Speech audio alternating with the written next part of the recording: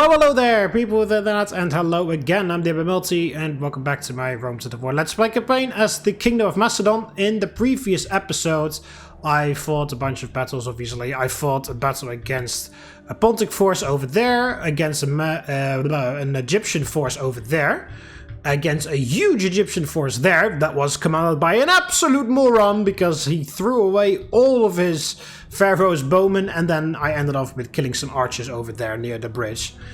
So this could potentially be the last episode because I only need one more settlement, and as you can see I'm very close to Sinope, so I imagine I will have taken that within the hour. So yeah. But you'll already see by the title of this video whether it's the last one or not. Right, save the game here, and then yeah, there's this new army incoming to have reinforced this guy. There is also the Macedonian cavalry.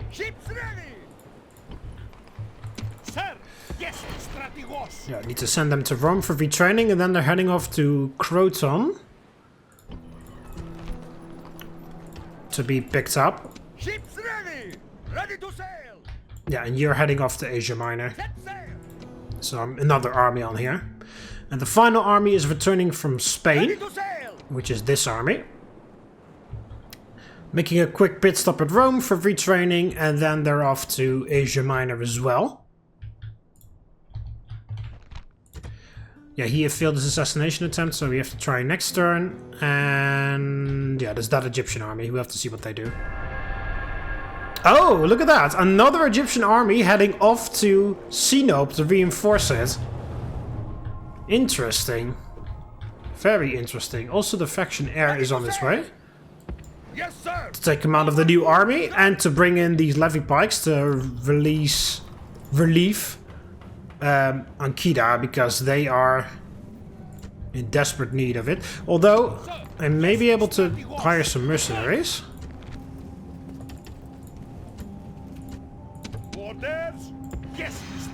Yeah, there we go. You also head back to Pergamum for retraining. Speaking of heading to Pergamum for retraining, you are done. We just need the experience upgrades, which we can get from Halicarnassus. So you head off to Halicarnassus. You get in. You get in. And then the rest, because he lost that one unit in a stupid way in the previous episode. No. Go ahead and retrain. My lord. You're off to Pergamum. This guy has just arrived at Pergamum. March. Orders. My lord, onward.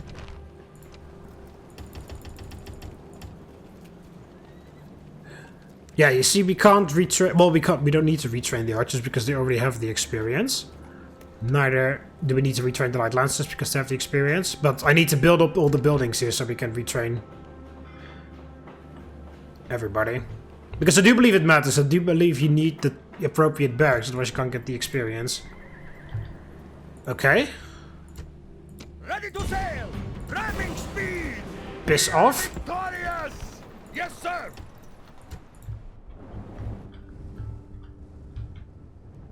They don't even want to fucking do anything. Yes. This army is retreating? Yeah. They were coming over full force with 3 armies. Then I assassinated one general, which was the general of that army that I wiped out over here. And then I wiped out that army, filled with Pharaoh's bowmen. And ever since, Egypt is just like, oh, hang on a minute, whoops. And they just completely abandoned their aggressive stance over here. This army is returned all the way to Sinope. This guy is just wandering through the desert. He was there. He was here first, then he went there, and now he's gone here. I believe he attacked the rebel armies that were standing there. But still, it's like, what are you doing? Just pissing around. Well, Alexandria and stuff, it's not very well defended. I mean, there's a couple good units there. Pharaoh's bowmen, chariot archers, but, you know, there's not a lot there, is what I meant. This guy is just standing here. They don't want to make the attack either. But this army will be on their way to... My lord, moving. Go there. Okay, so you... Why can't you go... Oh yeah, because you don't own... Yeah, that sucks. You lost all that movement because you don't own Mazaka, so you're stopped by the red circle or whatever. That part where you could just get trapped, essentially. Yeah, Spartans are getting extra garrison because they're pissed off. Huge temple in Apollonia. Aqueducts. Huge temple here as well. We need some more public order. Get a scriptorium. Also get rid of some corruption here because, of course, the capital is not that nearby anymore. Thermon. Get an aqueduct. Serventum. Public order is okay. You do need the growth, so upgrade that. Tylis has an aqueduct now. Public order is okay. We're already a huge city, but there's still a lot of growth to be done by buildings. Cadonia just became a huge city. Why are we building stables? For possible fallout bases for the military, I believe, but that's not necessary. Upgrade this for public order and less corruption.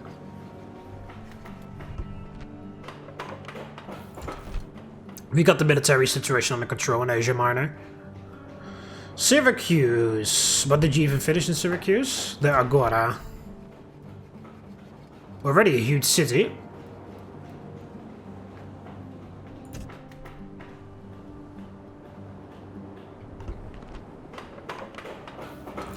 Rhodes. Yeah, see, Rhodes is also doing some military things. Quickly build this first for some public order. And then possibly we can upgrade that. But honestly, we don't really need it in Rhodes anymore. Like I said, we got it under control. Army barracks here, very nice.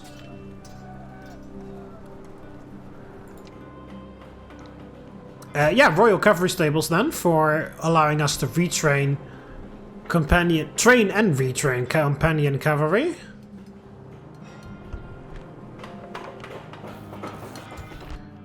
Quincum upgraded the wall. Get a blacksmith. There's not that much happening in a Quincum. Segesta. Yeah, Segesta is done. We just need population. The youth of them expanded. Pave the roads first. Batavium expanded. I know you can finish up with that barracks. A lot of the culture penalty is gone, so that's nice. Carthago Nova has better farms. Upgrade the mines. Yeah, a bit of extra corruption, but that's to be expected. Yep.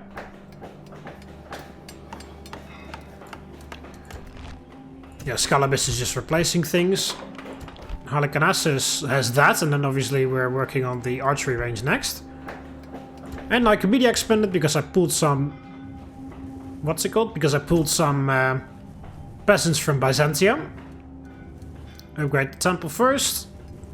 More public order, less culture penalty, less corruption. And then we'll go from there. Okay, a family member dies in Bailazora. Need to drop the taxes afterwards. And increase the garrison to help out. There's already public order things coming in. Oh, and I lost an assassin in Sicilia Romanus. Oh yeah, that one assassin that constantly killed all of the Carthaginian spies. Yeah, sucks for you, but okay. It was inevitable. Hey, Thessalonica, finally. I wonder if this is going to trigger the Marian reforms, finally. Oh, and then Larissa has the plague now. Okay, well. It was already a huge city, and I'm not training a new army from here either, so... It's unfortunate for you, but it's just the way it is. You just have to sit it out. Yeah, you're here for the retraining. They're here for the retraining. They're on their way for the retraining. Right, so yeah, they're just sitting there not doing anything. They can't make it past because of the city. Yes, It's like sphere of influence. Ooh, it's very tough to get in here. Oh, they've got Cappadocian cavalry here. And the king is there, the new king. investigate. Yeah, I was thinking that was gonna happen. At your service. There we go. Investigate. That's better. My lord! Destroy them! Oh wow, the gates are open. Sir! Settlement under siege, sir! The thing is though, with all their towers and shit... Okay, it's just a regular stone wall.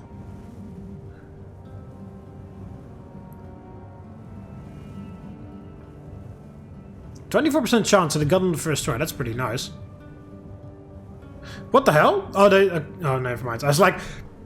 Why do they have so many population and it's still just a large city? Why not a huge city? But you need 24,000 and the population isn't growing.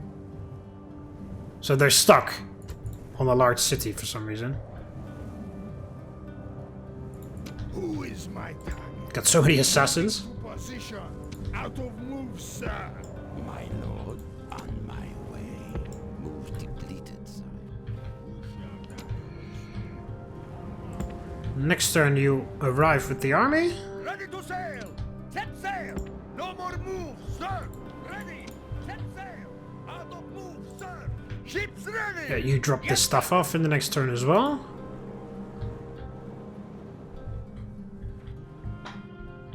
Yeah, I'm not going to actually make advantage of the fact that the gate is open.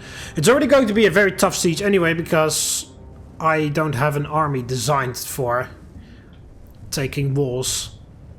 Because I have a phalanx unit. I mean, they have phalanx unit, but they also have the hillmen. Hillmen are, of course, utter trash when fighting a phalanx, but on the wall, it's, you know, a different story.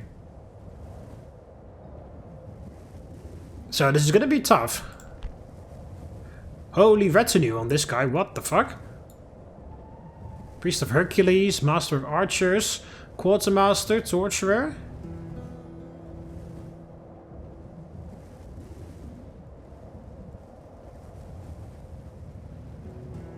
Public security, so that's why it was so difficult for my spy to get in. Because personal security is chances of detecting and capturing assassins, and public security is against, I should say, spies.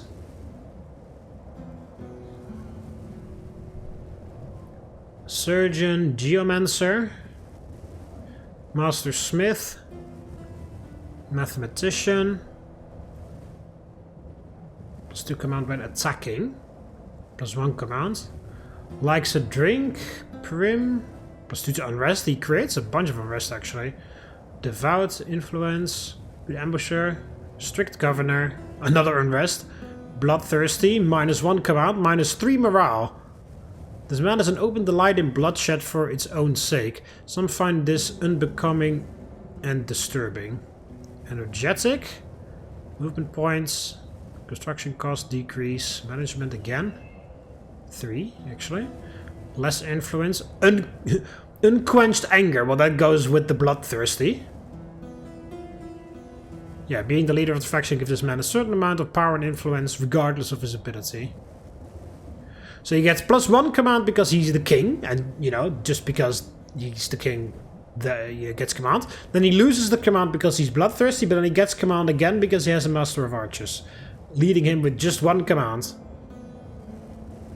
So he's not that great of a general. He's a pretty alright governor. I mean, he's causing a ton of unrest, but he's also providing a ton of law. But he's not that phenomenal on the battlefield, it seems. But yeah, even though the gate's open, I'm not going to make the attack because I do believe that when the gate is open there won't be any boiling oil, but with all the towers active, it's just not gonna... Oh, then again, the eastern walls don't have archer holes on the backs of the towers of the gate. But I still need to... I don't know, it's just... No, I don't think so. I have to stand underneath the towers for way too long while they're shooting at me. See, this is the one situation where I'd be like, okay, an onager would be nice. But I don't want to carry an onager, like drag an onager along with me the whole time. Would be nice. You know, would be nice if onagers would be part of this. If you could build siege equipment, like you could choose to click on onager and then you build an onager specifically for this battle, and then once you capture it, it just disbands automatically. But you'd have to lay siege for a turn or two, depending on how many building points you have. That would be cool. Then I would use onagers way more often. But you know, you have to actually train it, attach it to the army, which slows the army down, because the units that can move the farthest are cavalry, then a tier below that is infantry, and a tier below that is artillery. So, and of course you can only move as far as the slowest unit, or the unit with the least amount of movement points, which are the artillery. So your army is way slower with the artillery, which you constantly have to lumber about if you drag them behind your army. And I feel like the speed is very useful at times. Mobility is the key to fucking wiping the floor with the enemy sometimes. A lot of the times, I feel like. So that's why I don't want to reduce the mobility of my armies by attaching onagers that essentially only work with sieges. Like, he would have to carry additional onagers, like I did with the Spanish campaign with the Macedonian cav. Just have the Macedonian cav like tag along behind, because none of these cities are big enough for the appropriate stables. So therefore, if I lose Macedonian cav, I can just draw from that pool, essentially. Just have a tiny force follow along. So I could do that with the onagers, but then, you know, I need like an additional, like, sort of ragtag force to sort of protect them just in case, because they lag behind. And, you know, they still would have to make it.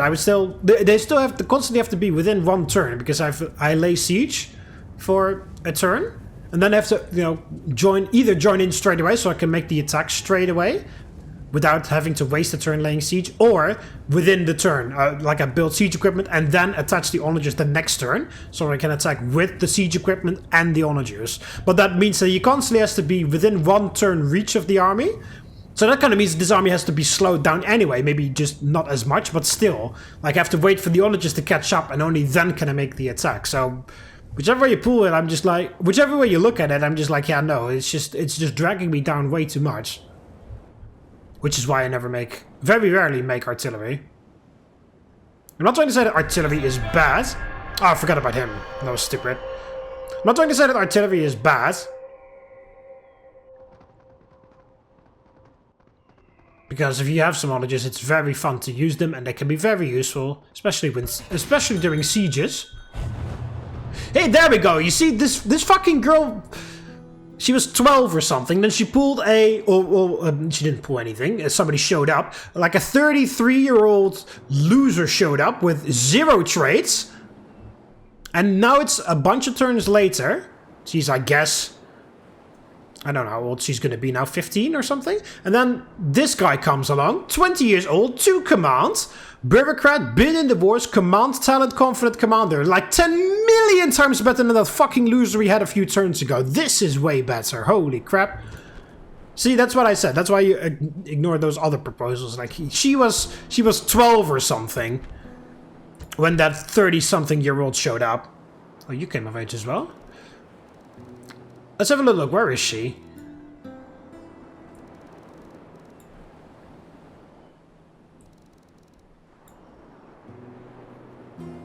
There. She was 12 before. She's 14 now. And now a 20-year-old shows up with way better trade. That's a much better match. Instead of the 33-year-old loser with 0 trades that wanted her hand in marriage earlier. Okay, so you're there. You go wherever your father is. Your father is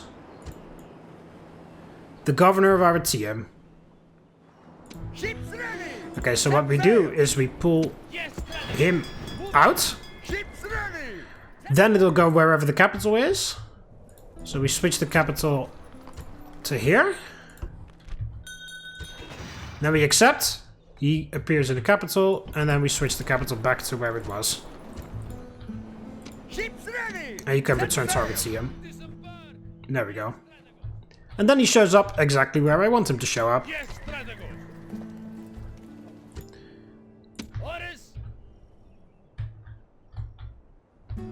You can stay in Ankita? Depends. Orders? Orders? Yeah, you are retrained, all of you. Yes, strategos. March! Orders! Yes, strategos. Move out! Out of move, sir! Yeah, you see, we can't retrain any of them because we don't have the appropriate barracks, so the temple doesn't work. So that's why we need both of those, but it'll take quite a time until we get there. Ships ready! Set sail! Off the boats! Orders! Sir! Leaving the army! March! Out of move, sir! My lord! Hard work! Okay, so the Egyptian army is on the move now, as well as the army that was there. My lord, moving. Because I'm fairly sure that's this one. Or the other one. You know, it doesn't matter, but they turned around. They didn't go to save Sinope.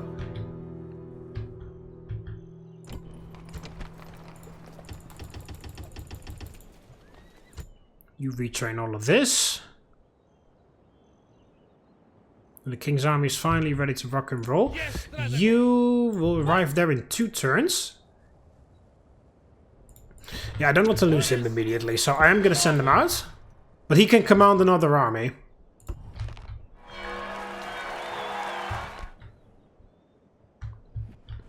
Like, obviously we can't train anything from Larissa now, but... I would be training...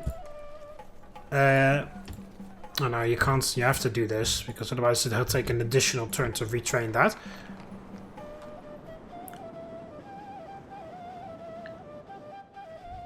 Yeah, so you need the temple and the appropriate barracks in order to get the experience upgrades on the soldiers. Because I can only retrain the Macedonian cavalry because we just finished that stable. My lord! But you go in there. My Maybe lord! you'll get some retraining as well.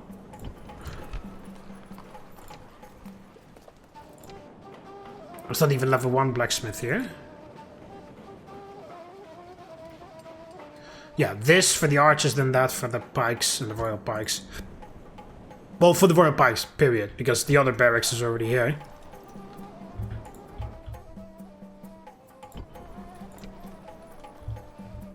So yeah, it's great that there was a temple to Ares there, but because they fucking ignored everything else regarding the military infrastructure, it's pretty useless in the end. Right, let's do the building. A bit of happiness in Corinth, Byzantium, farms, campus Yeziges, military things. Just in case, what's it called? Just in case Scythia does decide to do something. Paved roads in Lovosice now, after you did that wall. City has a port now, very good. Get rid of corruption.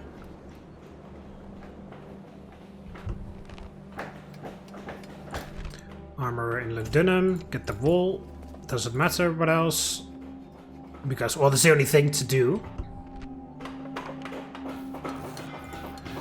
Port in Narba Matthias.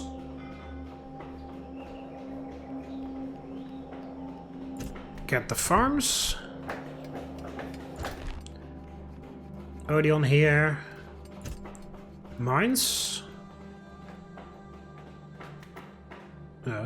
150 increase in money made there. And a tiny bit in administration. And then 50 corruption. So essentially just 100. Port in Sardis. So you're making some money now.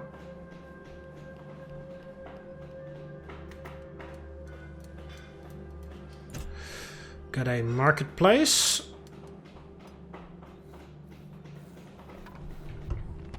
To sell all the goods that are coming in now. And that's it. Oh, that's spy. Okay.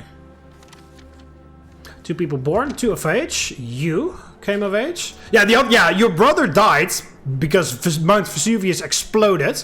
However, nobody told me. And you are a great guy. Look at that. 3 command right off the fucking bat. Fond of ribald rhymes. This man has poetic education purposes. This man's poetic education produces rhymes and quips that enliven his conversation and show a ready wit and keen intelligence. That's probably because there's like an academy or something in the city. Natural born leader, +2 command, understanding of mathematics. Trusty. Confident commander. Obsessional trainer. Gourmet of life. And then he has a tutor. Yeah, great. Welcome aboard. Don't sit your ass there. Ships ready. Doing nothing. Ready to sail. Yes, sir. Out of move, sir. Yes, Strategos. Sir. Onward. Yes, Strategos. Give me 2 more of those because it'll take 2 turns to get there. My lord, sir, onward. My lord, onward. So that's get to retraining. Alright, and then also you came of age. Not that fantastic. But alright. You can stay there with your father.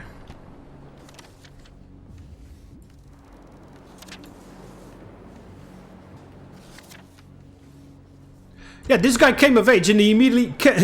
Confident commander, trait increase. What do you mean trait increase? He just turned 16 and all of a sudden he's great. You didn't do anything yet. I mean, I'm happy with it, don't get me wrong, but it's just like, what do you mean trait increase? He didn't do anything. Right, now you... You shall die this day. Yeah, of course, now it's horrible luck because he failed the first time.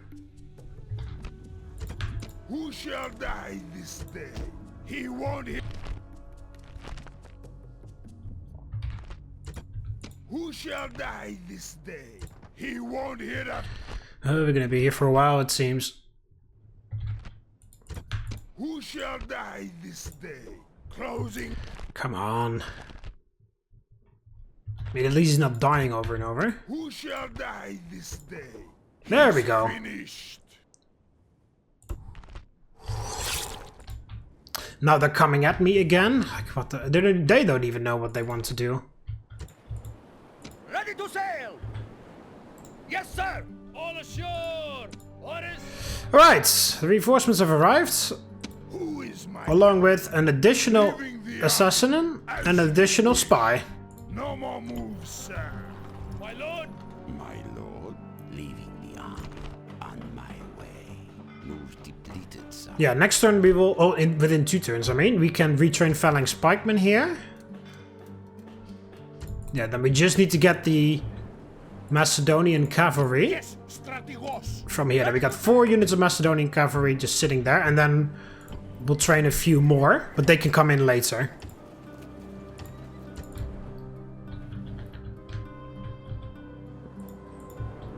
Ready to sail.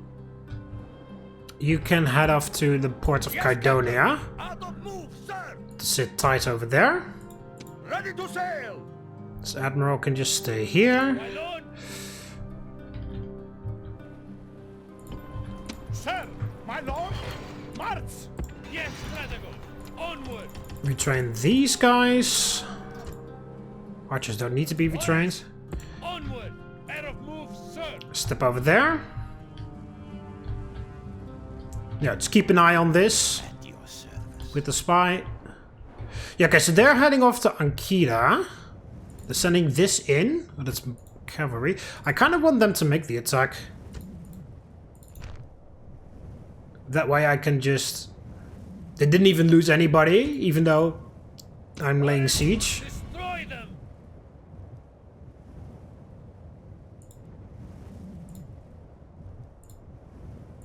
Settlement There. on the siege, sir. Let's keep building siege equipment. I kind of want them to make that attack. Combine that stuff and attack. Because then this is drawn out. Then I can maybe wipe it out. That would be ideal. But but at least just damage it severely. So that they don't have to deal with too much infantry getting to the walls. Yeah, so they're heading off to Ankita. This guy's going over there as well. To intercept, essentially. Next turn, this army is done with retraining, and then they immediately can get a move on because they don't need to be retrained at the Temple of Ares, except for this guy possibly, but honestly, just that one little experience doesn't matter. Just get the armor and attack, and then get out of here. Yes, strategos. Yeah, this guy just got in here. He's great. He can command an army. We have... You're pretty young, so you still got a few years in you. You still got a ton of years in you. You also got quite a lot of years in you. We've just been replacing all the old generals. Yeah, that's the Factionaire's army. Factionaire is a bit of an idiot, but he needs to become a better guy. The king is old, so somebody needs to replace the king's army. I guess that's going to be you. Then. And then I've got that other guy coming in from Capua. You. And I guess you will receive a brand new army.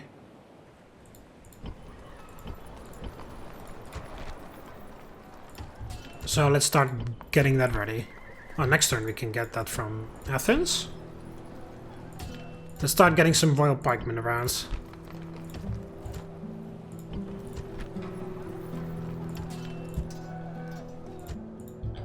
One, two, three, four.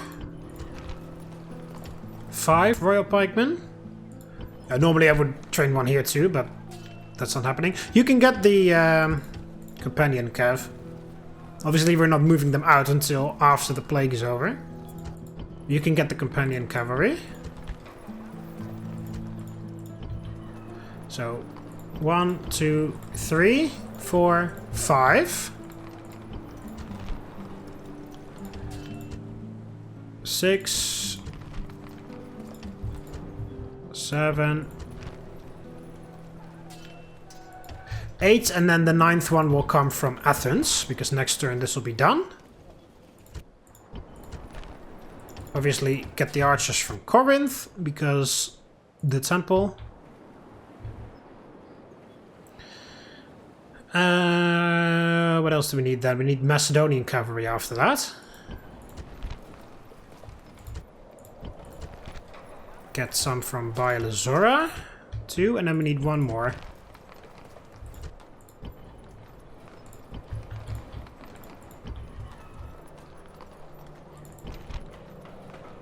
I guess from Thessalonica? I might as well just get that one guy from here as well.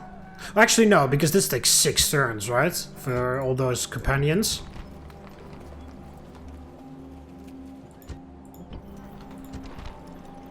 I don't even have a level 1 stables here. Do that then, public order is fine.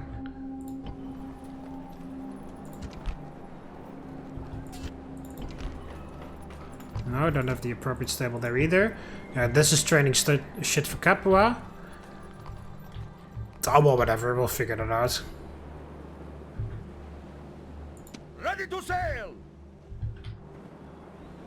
Set sail! Now you can return move, sir. Yes, Captain. to Italy there, because that's where that fleet originally was from. Yeah, I'm deliberately continuing the siege there, see what they do. Holy fuck, Egypt. Okay, here we go. They finally did it. But yeah, I was a bit distracted by this. Egypt is... Okay, they bypassed Ankira. They're sending stuff to their death again. This is perfect, because then I'm closer to retraining, then I can even fight them... You know, I can recover faster. There's 2 generals there, I do need to assassinate those. Alright, so yeah, this is what I wanted. Them to attack me here, so I don't have to assault. So they attack with some chariot archers who need to be taken care of first. Then they come in. Still no damage whatsoever, even though I've been laying siege for 2 turns. And some Pontic Heavy Cav. Ideally, I want to wipe out the entire garrison of Sinope. This is a day for the histories. Tales of bravery that will be written in the blood of our foes. On my order. Alright, well, we start off on a very beautiful hill. However, There is going to be stuff coming in from behind us. So that sucks. That does mean we sort of have to move... I guess we're going to be moving in this direction. Yeah, because this is the army that's attacking us is there. The other army was coming in from the side, so it's coming in from roughly that angle. And of course the garrison from the city is coming in from the city, which is over there. So, you know, normally I would take a very nice defensive position up on this hill, but unfortunately I can't do that. And I'm not going to assume that the reinforcements are delayed. Because that would be very silly. How do we approach this? Essentially, I want to get rid of that army as quickly as possible. So do we just sort of like stand here and rush them? I guess that's what we're going to be doing. Stand here, rush them, then come back to here.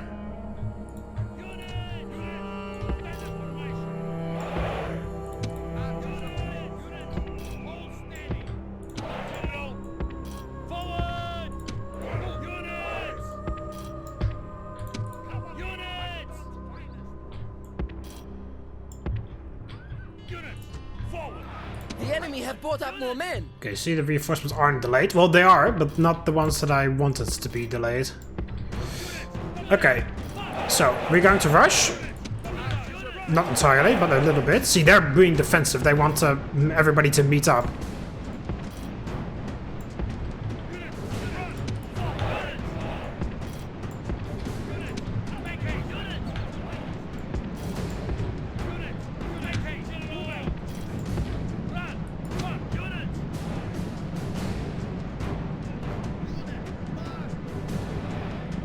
Don't fire it well.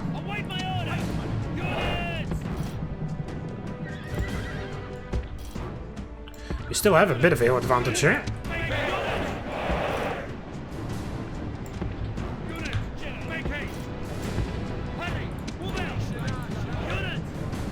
Yeah, we essentially want to wipe this out. Well, we don't have to wipe it out, we just have to win. I want them gone as fast as possible.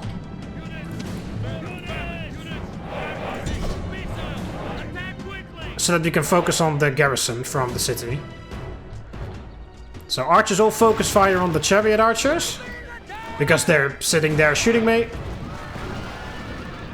Which I think is stupid, because just because they're 3 centimeters higher off the ground doesn't mean they can shoot 500 meters further. The enemy have brought up more men.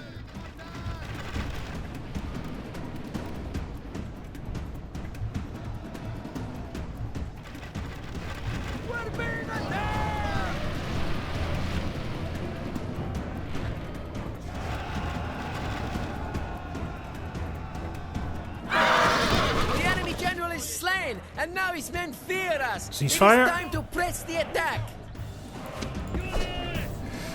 Alright, light lancers, go, go, go. Well, archers, you need to go again because the skirmish is there.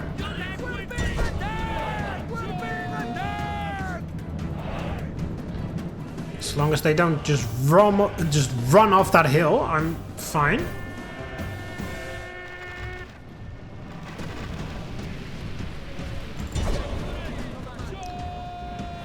Get those hillmen. Should not last very long. There we go. Focus on the phalanx pikes. There's quite a lot of them left still. I don't want them to recover.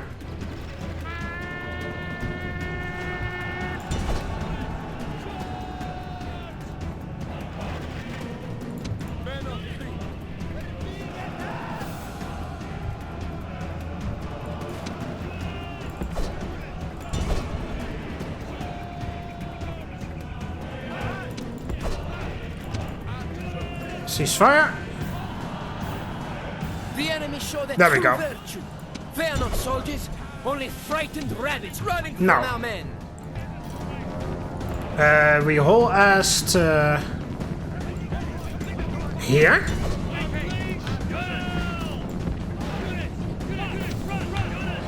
Yeah, see, fuck me. Jeez, they got scared immediately. I'm happy to see friends riding. Yeah, well, I'm happy about it too.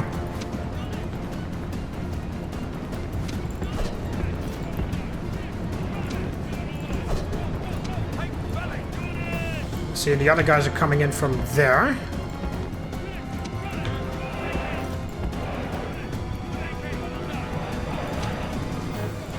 Oh, fuck me, and then they rout as well. Piss off, man. Fucking cowards. It's supposed to be my almost most elite infantry. Cavalry. And then those guys are coming in from behind. We're in a fucking horrible position.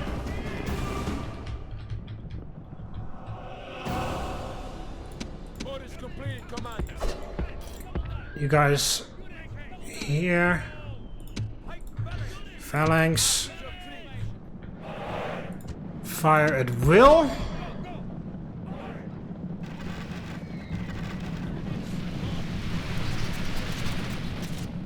And there we go. Do some damage on them. Standard formation. Quickly turn around to here.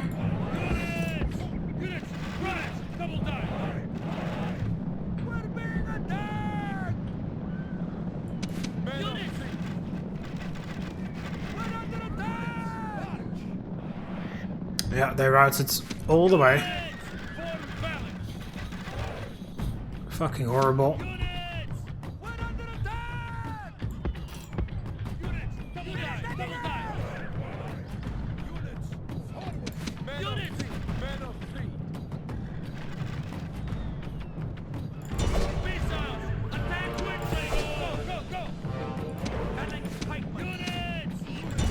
Don't you dare just fucking stand there and outflank me, you fucking asshole.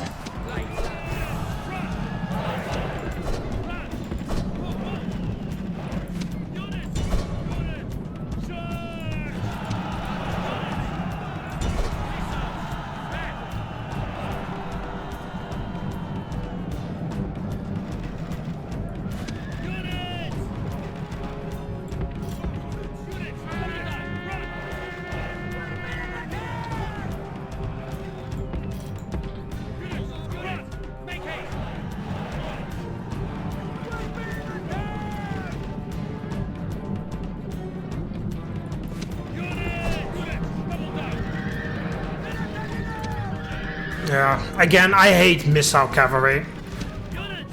The fucking Banemite exists. I can't do anything. If I walk after them, they walk away. If I chase after them, I can't catch them. And if I can't catch them, I can't beat them. The enemy general is running away. There we go. This is no way for a leader to behave. But in battle, it is beyond belief. No, come on. No, no, no, no, no. Fuck me. Pursue them! Drive them from the battlefield! There we go. They're all gone. They're not coming back.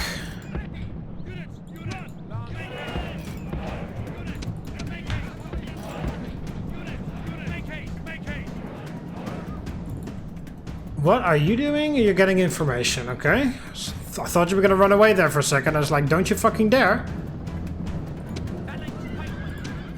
Also, how are they standing like this? Exactly the opposite way.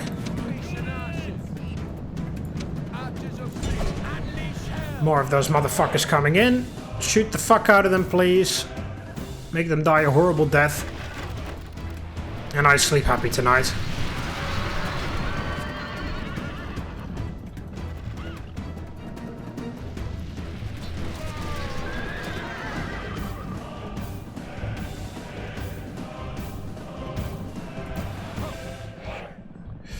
Alright, a lot of cavalry coming in here. Of course, on the weakest flank, all the heavy cav. Okay, bit of a switcheroo here. Do them there. You guys back up to here. Just in case they want to do something. Ugh, Capeltas there. Diminish their numbers.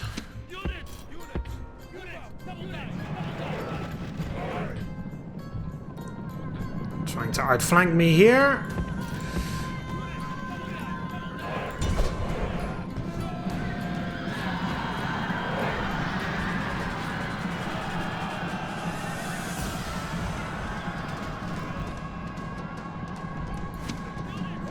Oh, they charge the phalanx there. Yeah, they charge the weakest phalanx.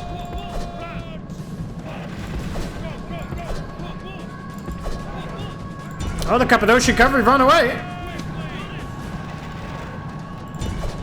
Alright. Get the king, light lancers. God be Hell yeah, there we go. king has been slaughtered. Let us hope it does not poison the carrion birds. Oh no no, whoa.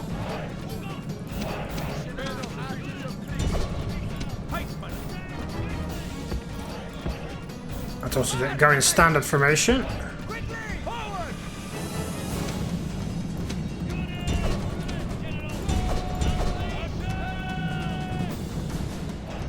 Use the last bit of your ammo on the phalanx spikes.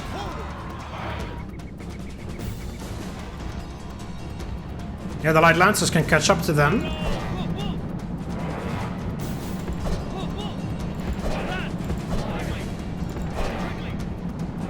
Nice. None of the Cappadocian cavalry made it out. Very good. Alright, archers are out of ammo. Just wait to see what they do and then respond. Okay, they have got... Yeah, they were charged so hard that they started glitching, so... Sucks for them, but not much I can do about it. Battle's over for them anyway.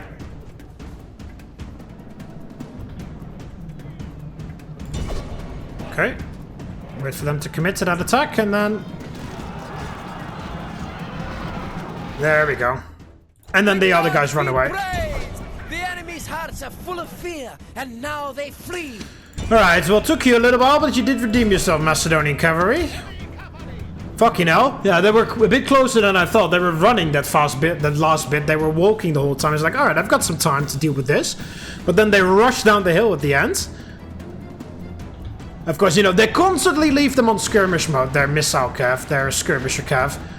Constantly leave them on skirmish mode. Even when they're out of ammo. Constantly on skirmish mode. And it's so annoying. And then, of course, the one time when I'm not paying attention, then magically the AI becomes super smart. And then they're like, haha, now we're going to not leave them on skirmish mode. And we're going to charge an attack because the player's not paying attention. Which, credit where it's due, that was the best moment to do it. It's annoying, though. Yes. Those other guys are just complete... I hope they survived. But, you know, last time when 10 of them survived, the game was like, yeah, no. They disappeared afterwards, very randomly and magically. So I do hope that they come back, but the city is big enough, so we should be able to retrain them. This is a victory fit for the gods. There we go. A day of triumph to mark with a song or two.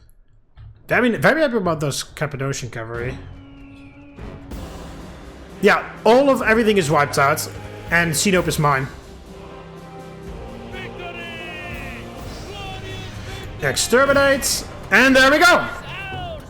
No victory text, because of course you're never supposed to be able to play as Macedon. And there it is.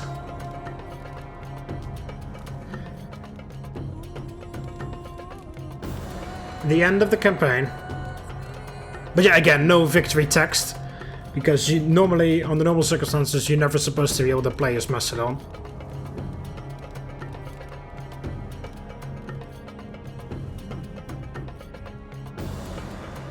And yes, I know that the people in that city, there was 23,000 and you need 24,000 to get to the next level. I know, so exterminating may be a bad idea, but I don't want any public order issues. Just want to get the fuck on. Move the fuck on with the armies. There we go.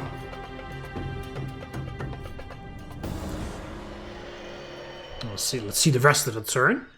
Germania is still wasting their agents here. I keep assassinating them, and they keep losing their fights against everybody. Well, okay, they won that one, because they assembled a huge force to do it.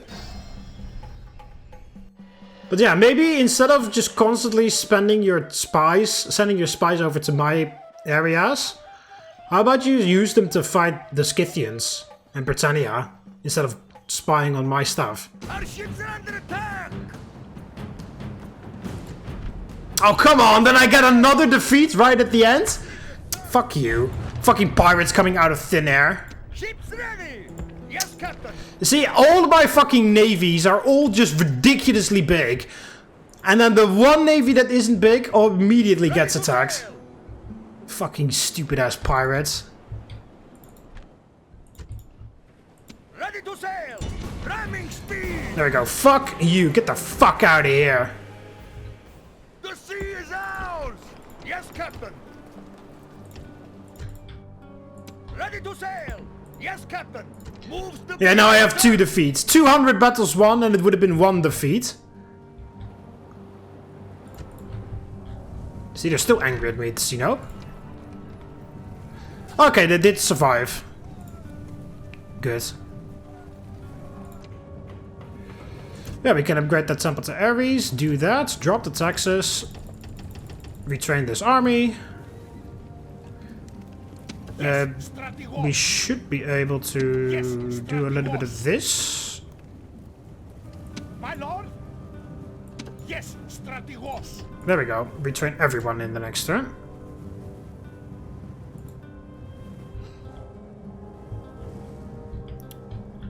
Yeah, Egypt is just on the move. Oh, fuck! Oh, well, whatever. It was just the units trained, it wasn't the building. Yeah, Thessalonica expands. Larissa still has the plague.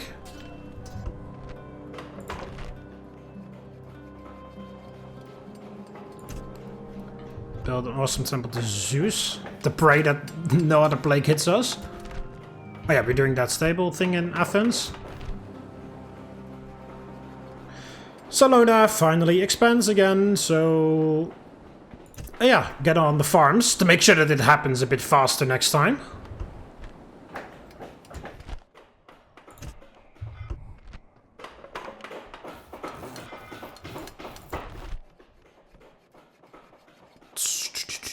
Where are we? Poor Elysium. Yeah, that one gets rid of the barbarian. There's no culture penalty anymore, but get rid of the barbarian one anyway.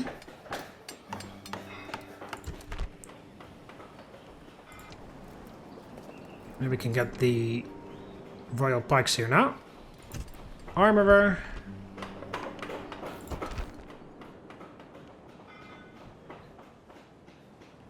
Get the aqueduct here for more growth. To get them to a huge city faster. Get the barracks there next, so we can also get royal pikes from here if need be.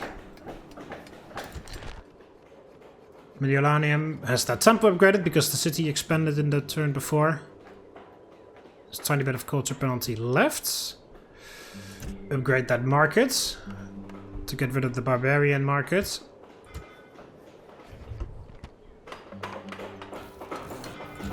Public bath Numantia, get some happiness there then. Nicomedia. Pave the roads, useful for the armies. And then we'll do the growth after. Lots of people being born. Superior commander, this general for winning that fight. Nice. Yeah, Larissa starts the plague, I saw that. And I wiped out the fucking population in Sino. Alright, so then we have all of them coming in. Who is my target? Death approaches! Death approaches! Who shall die this day? He's a dead man! Yeah, okay, you do the most difficult one. In for the kill. Because you have the biggest chance of success. Who shall die this day? Death approaches! No, come on. Assassin ready! Death approaches! Assassin ready! Death approach! Come on. Assassin ready! He's finished! Fucking hell. Who is my target? There we go, finally.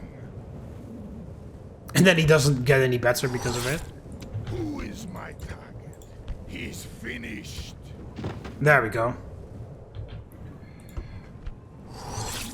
I'll just fucking wipe out your entire family tree, Egypt. Orders, move out!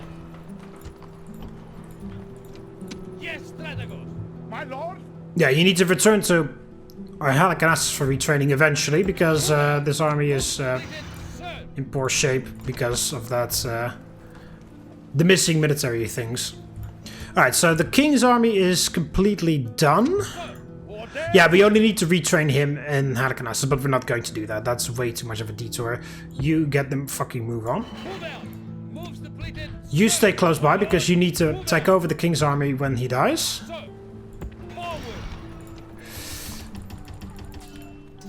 Alright, and then we're returning this army next. You also don't need to go to Halicarnassus, because everybody has the upgrades they need. Also don't need to visit the temple at Sardis, because we have archer upgrades. Alright, and then they send this. I will fight this manually before I end off the video. Oh, there's some Pharaoh's Guard there with some nice experience. Some armor upgrades. I think they trained these last three from the same settlement, but they were building the armory, or the foundry, at the same time because of the way the armor scales, so to speak. Just an assumption. Okay, so they have only one unit of archers and one unit of slingers, and that's it. No chariot archers, just regular chariots. Yeah, this is not going to be that very hard.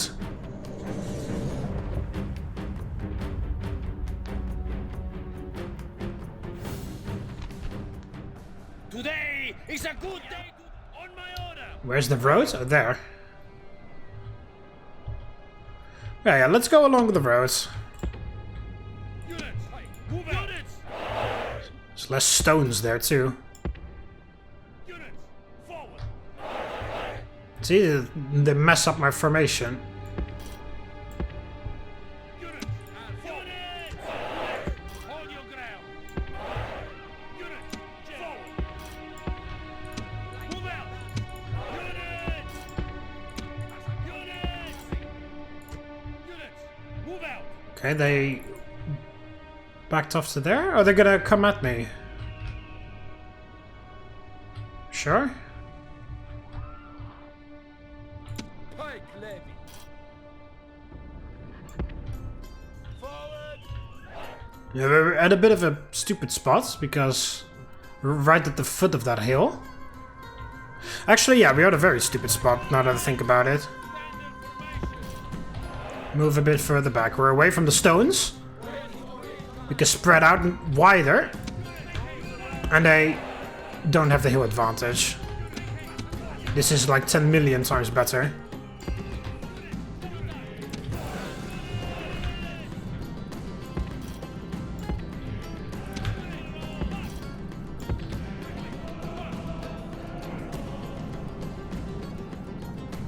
Yeah, I'll fight this battle, and I'll have a final look at things, and then I'll end off this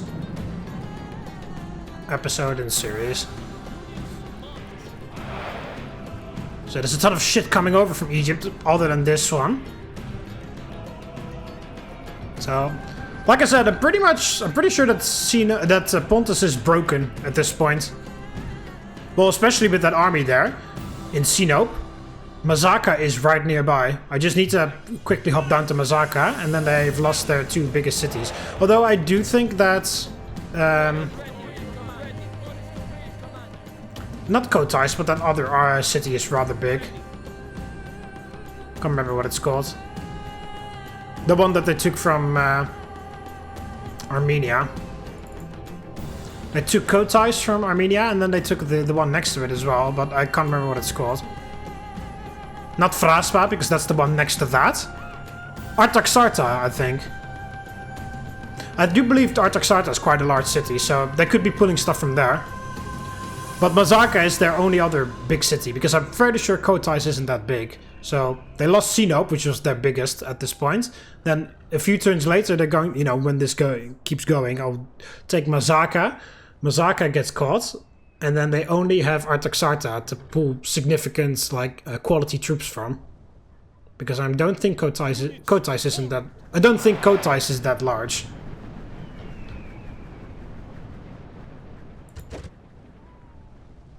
Okay, they rushed at me, but then they stand still here.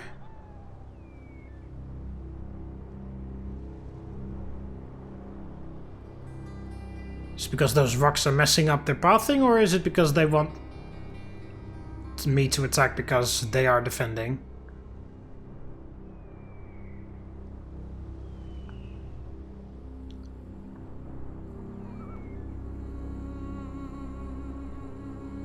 I think it's because they want me to attack.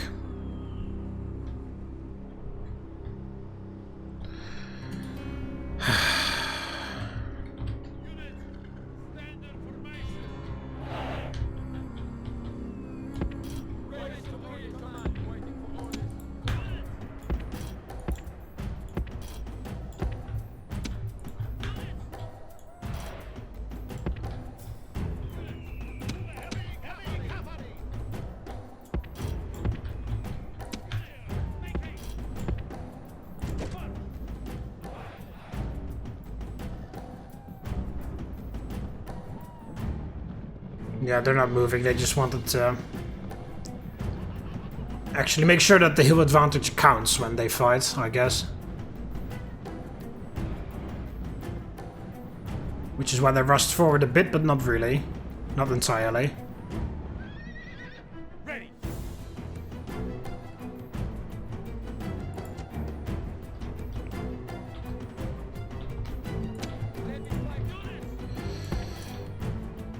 Ah, this really sucks.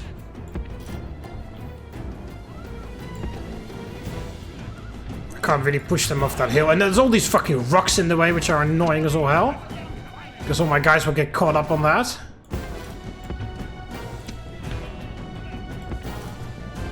And the hill is pretty steep too, so... they'll get their hill advantage bonus from their archers. 2 meters higher than me means 17,000 kilometers further they could shoot, which is fucking ridiculous. I mean, I understand that if you're higher you can shoot farther, but the way it goes in this game is a bit too over the top, I believe. Right, well yeah, they are ultra defensive, as you can clearly see. They shadow every move I do.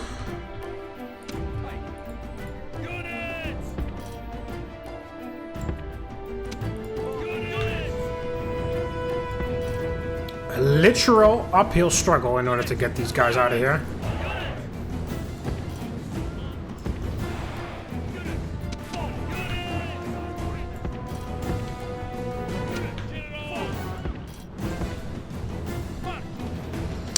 I wish I had some Cretan archers now.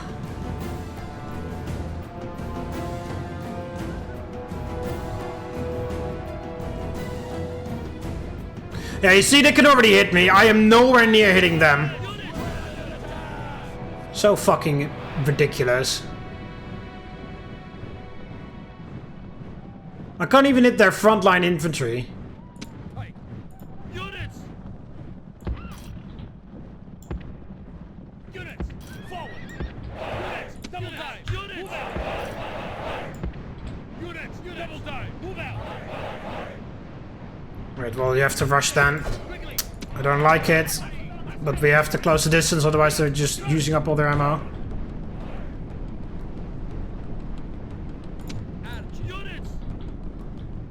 Units! Move out! Phalanx.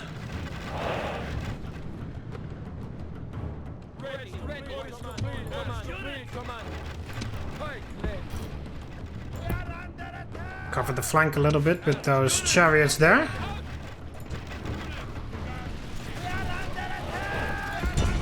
Focus on the bowmen. If you can't reach them, don't go for them. Fuck. Okay, that's good. They're charging the phalanx. This isn't good though. Oh, why? Oh, just because the general's 2 fucking meters behind you! And they caught them. Oh, they're fucked. They're so fucked.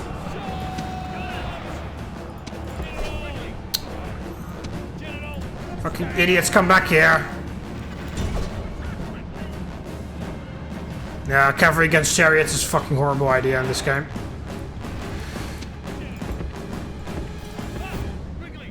Fucking 3 experience too. It's not like they were just like inexperienced or whatever. They just couldn't fucking have it. They just couldn't take it.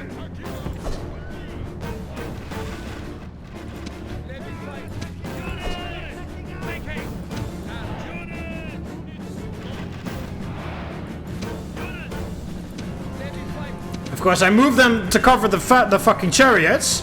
It works, but then it also sort of doesn't, and then... That's not at all what I told you to do! What are you doing, man? You fucking idiots! And then they take advantage by attacking me in the flank like that.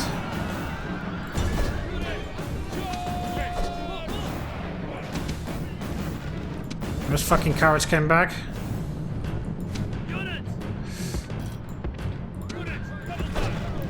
You need to catch your pathetic ass back here too.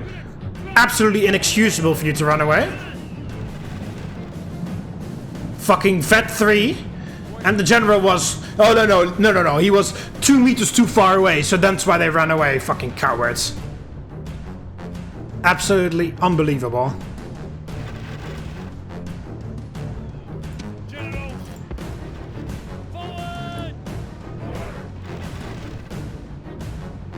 Man, I know the chariots, but fuck me, man.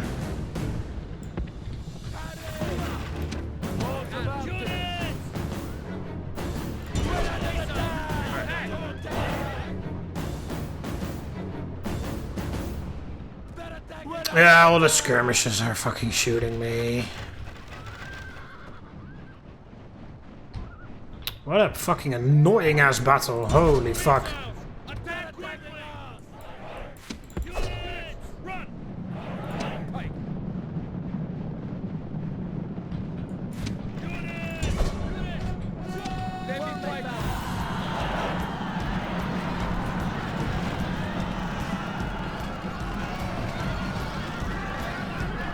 Just wavering. There we go. It's overwhelming enemy forces there. Attacked in the back. No, they don't care. One chariot shows up with my army, they all run away.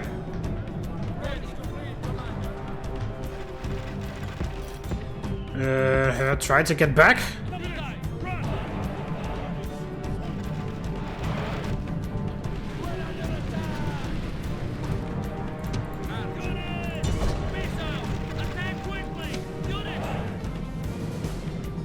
They're just standing there.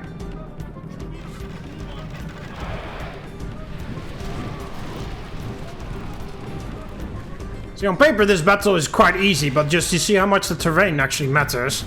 Hill advantage, they're taking tons of casualties. I'm taking tons of casualties just because of that hill advantage alone. Alright, you know what? Let's just get a fucking push in here. I'm so fucking tired of sitting here and then them not doing anything.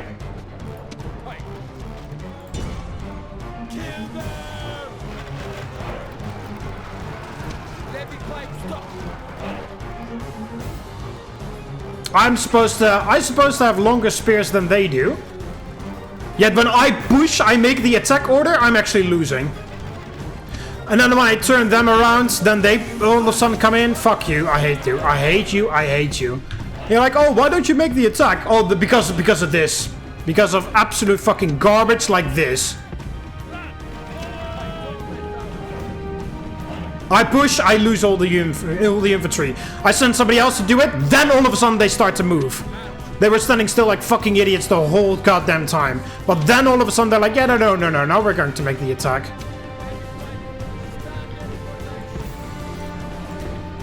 Then they push on the weakest unit.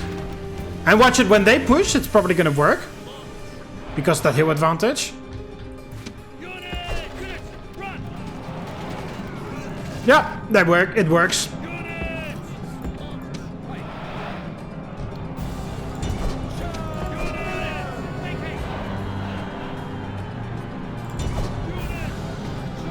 No.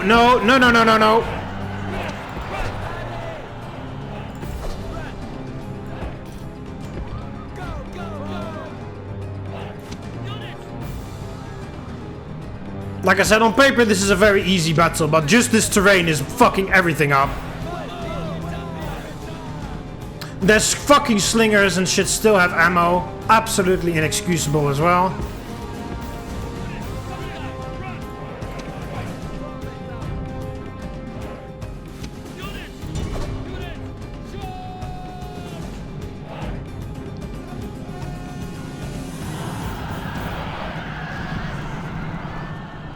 See, look at how fucking easy it is to break these pathetic losers.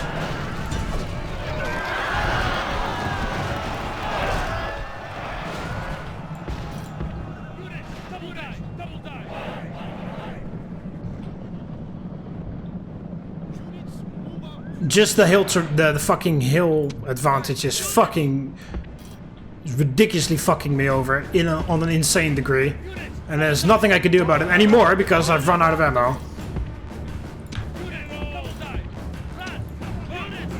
I just lost essentially all of them because of that fucking chariot charge at the start.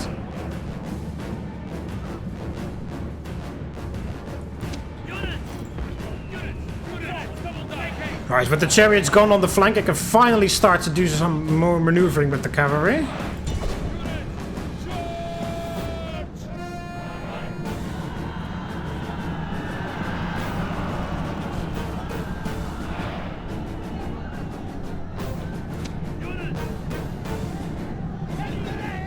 Oh, and then they're gonna... No. Then they think they can just fucking retreat out of here with their entire army intact? I don't fucking think so.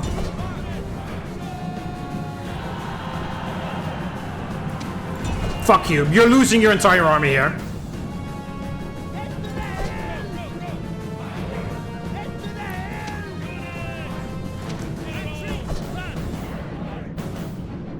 Those chariots can make it out. That doesn't matter because I'll wipe out all of this infantry.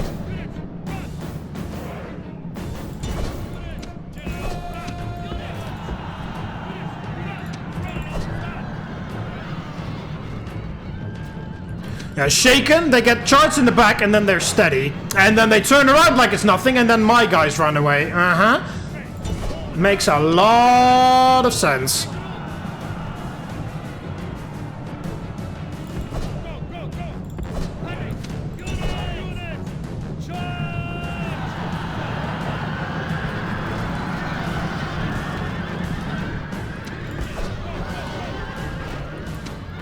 Come on, you're attacking them from the side. How are they still just, like, doing pretty okay with all of that?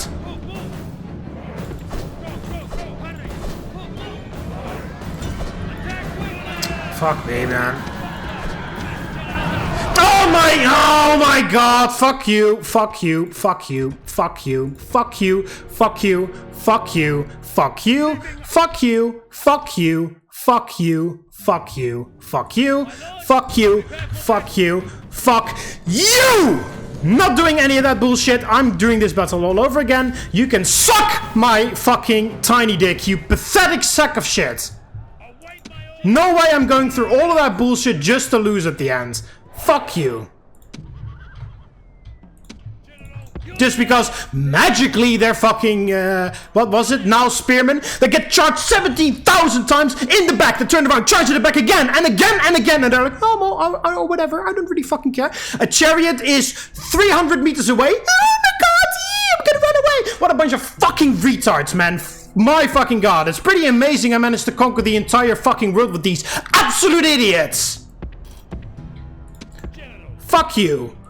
Oh, it's not very honorable. Just if you lose the battle, you should just play the game. You should just continue. You shouldn't load the battle just because you lose. You're a pretty sore loser. Shut the fuck up. I am playing the game. I'm playing it however I want. If you don't like it, you don't have to watch these videos. You can play the game in your own, with your own rules, in your own way, on your own terms. I'm playing this game. I'm not doing this for your approval. I'm doing this because, ironically, I want to have fun. May not sound like it, but that's the reality. So shut the fuck up.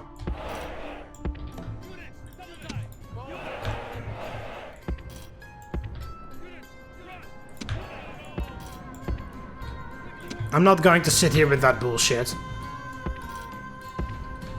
It's very dishonorable if you load the battle. Okay, then I'm dishonorable. Oh no. Oh no. Somebody said that I'm dishonorable. Oh my god. I can't sleep tonight.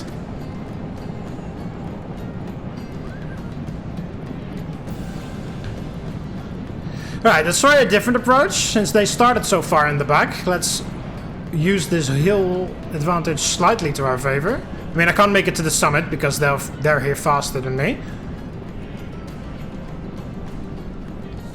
Well, then again, actually, they're a bit slow right now. I can make a go for it.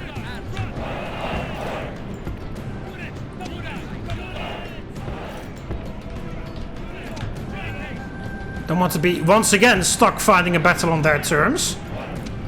It's pretty inevitable with that previous attempt, but let's run. I said run again! Fucking hell!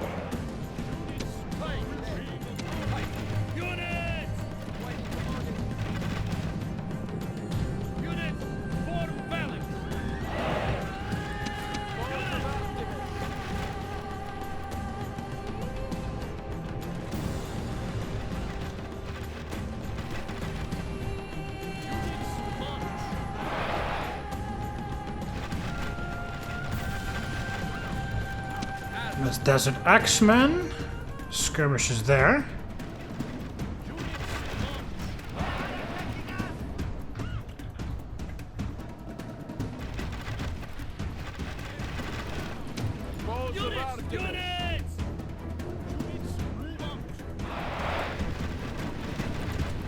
Guard position and then on these skirmishes, please.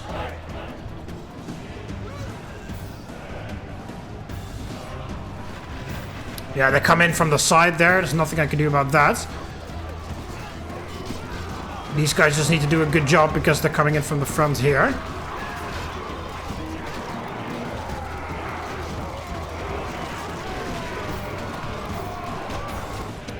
And they're not doing a good job because somehow, even though they're coming in from the front, and even though I have longer spears than they do, they're just fucking massacring me over here.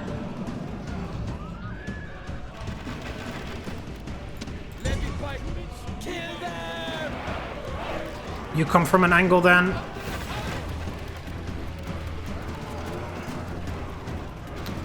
Holy fuck, they're just sort of like at a perfect... They found like a cheat code there. They're at the perfect location where no matter which angle I come from, they win everywhere. What the fuck was that? That was disgusting, is what that was. My spears are 10 times longer than theirs and somehow they still managed to kill me first. Okay, switch targets to the bowman.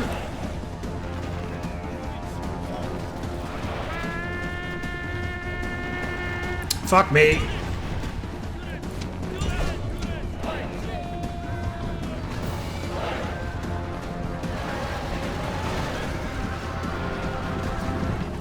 Nice, they got caught.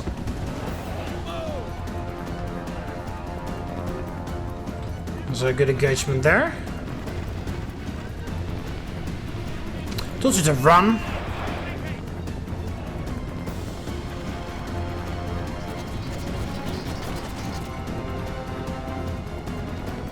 I hit the phalanx spikes in the back, that's a good idea.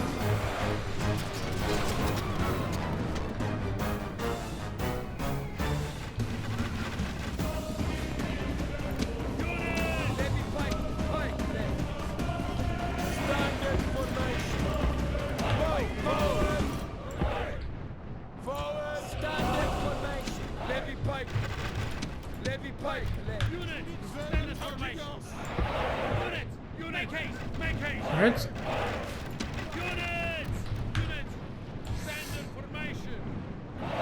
What the hell you go?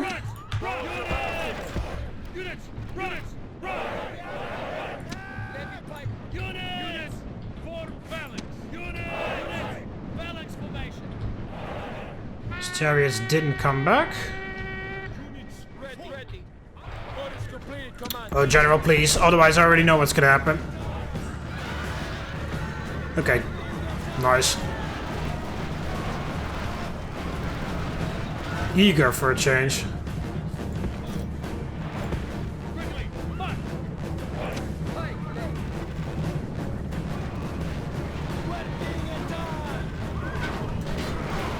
Yeah, that's the fucking result of those now spearmen.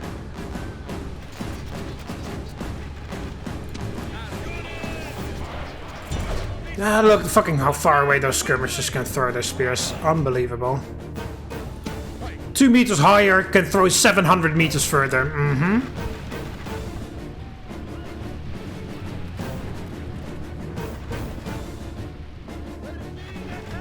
The chariots have come back. Quickly get back information here.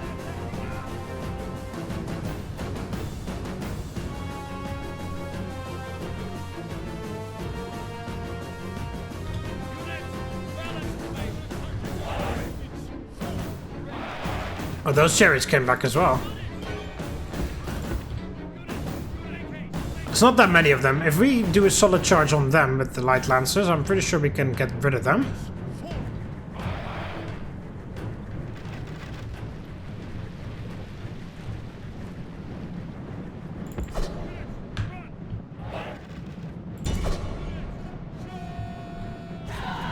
Be the first to charge.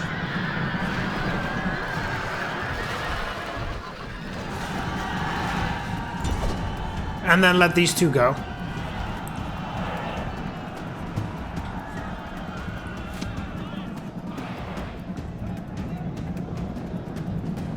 There we go. Wipe out these skirmishers. They're charging me? No. Oh, then they're gunning, fucking getting out of here anyway. Look at this, too. Again, longer spears. Long hair don't care, they just keep going. Fucking ridiculous, man. Just because they have some extra health doesn't mean that all of a sudden the length of my spears is just not important to anything. There we go. Get rid of your fucking... You lost your fucking... What's it called? Pharaoh's Guard.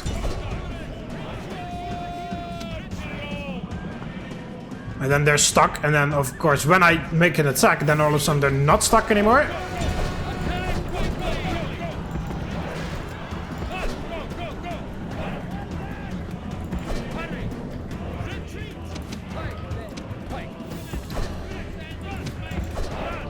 Still shithole of a battle, but whatever.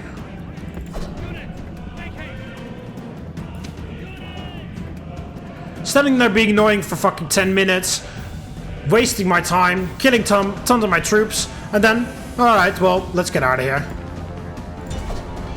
Right, this is gonna hurt, but I want some more damage on these chariots.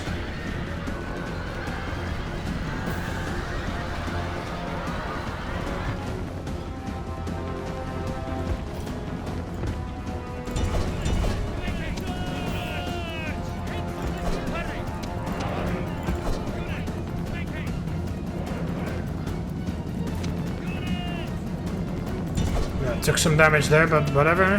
Have to live with that then.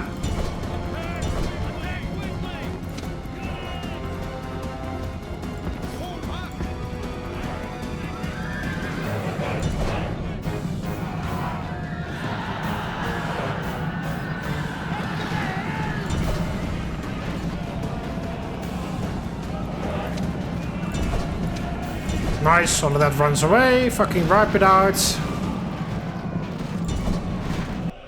There we go. The enemy army is in flight. Pursue them. Drive them from the battlefield.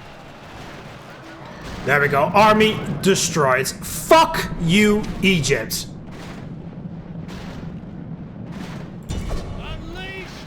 Took me a second try, but we got there.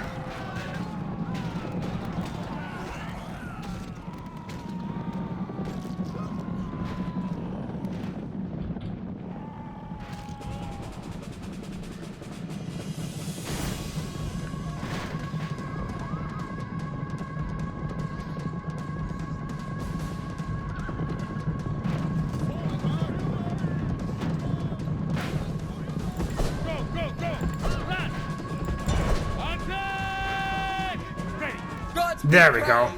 This victory is surely their work, not that of mortals like us. 94% killed. Fuck you, Egypt. Glorious victory! There we go. Retinue. And he's a confident commander now. Right, so you do have to... Oh, then I lost them. Haha, fucking funny. Again, they were on the battlefield still, and then the game is like, and when the loading screen is over, oh, whoops, they all just randomly died. Ships ready! Prepare to engage! The sea is ours! And why are you angry? Just because. Alright, cool. Give me some archers in the garrison then.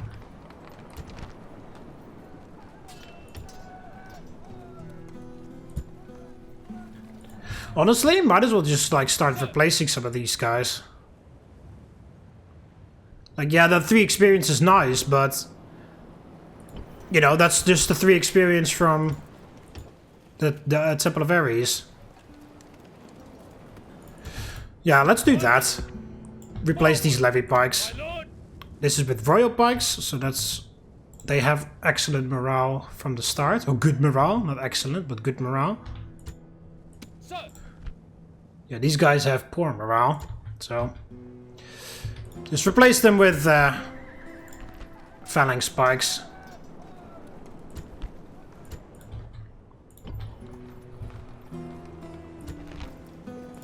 Yeah, retraining here is for that stuff, and then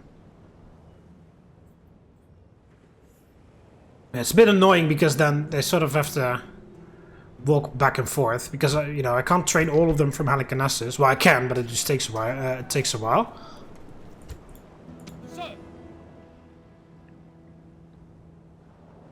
So if I train some from Pergamum, they need to go to Halicarnassus. But then the guys training at Halicarnassus need to go to Pergamum, so they... I guess we have to build like a fort here in the middle or something to sort of like... My lord, get them all ready, get them all together. move out! Moves depleted, sir! Yeah, then these guys can join... I mean, I will send them back for retraining, but these guys can then join them in being garrison in places. Yeah, you're heading off to that. You're also heading off to here. You're staying close by. You're retraining.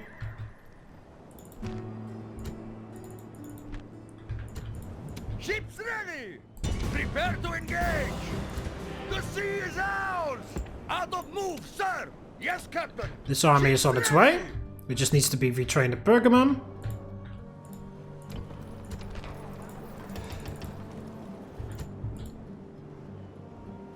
Ships ready! Yes, sir! Yeah, I need them to there. I pulled that fleet there to get the guy spawned in the correct place. Yeah, there's one more turn of retraining here in Rome. Then you're hopping onto your ships. We need to retrain the ships as well, apparently. Ready!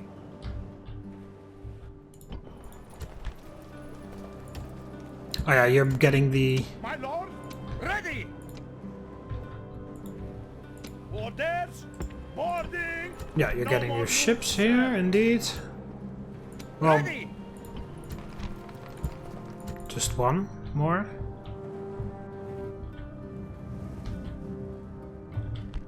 Alright, they spawned another guy into existence. Don't do that, Egypt.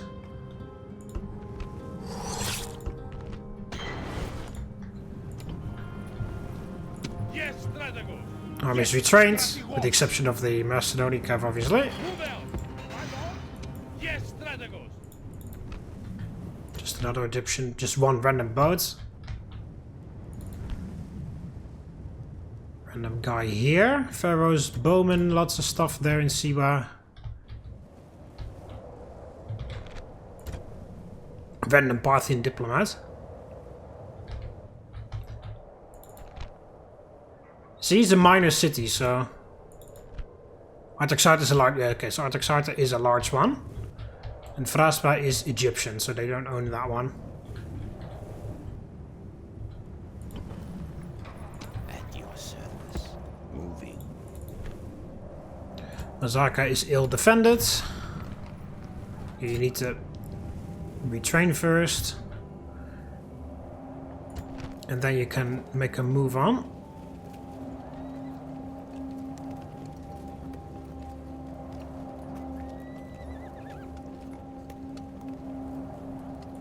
Oh, if we do that...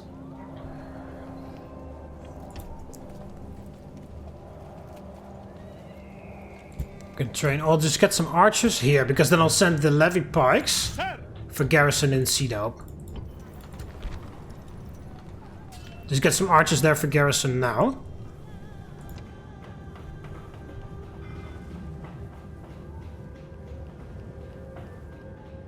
Because I want to move on to Mazaka quickly. I mean, I'm not gonna continue, but, you know.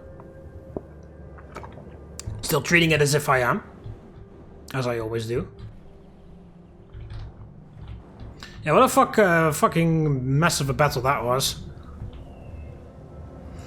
And then Egypt is not done, because they're sending more and more and more. I mean, a lot of it is garbage, though. There is some good stuff hidden between the garbage, but... doesn't ignore the fact that the majority is still garbage. I'd have some Cilician pirates, even. Some triple silver experienced peasants over there.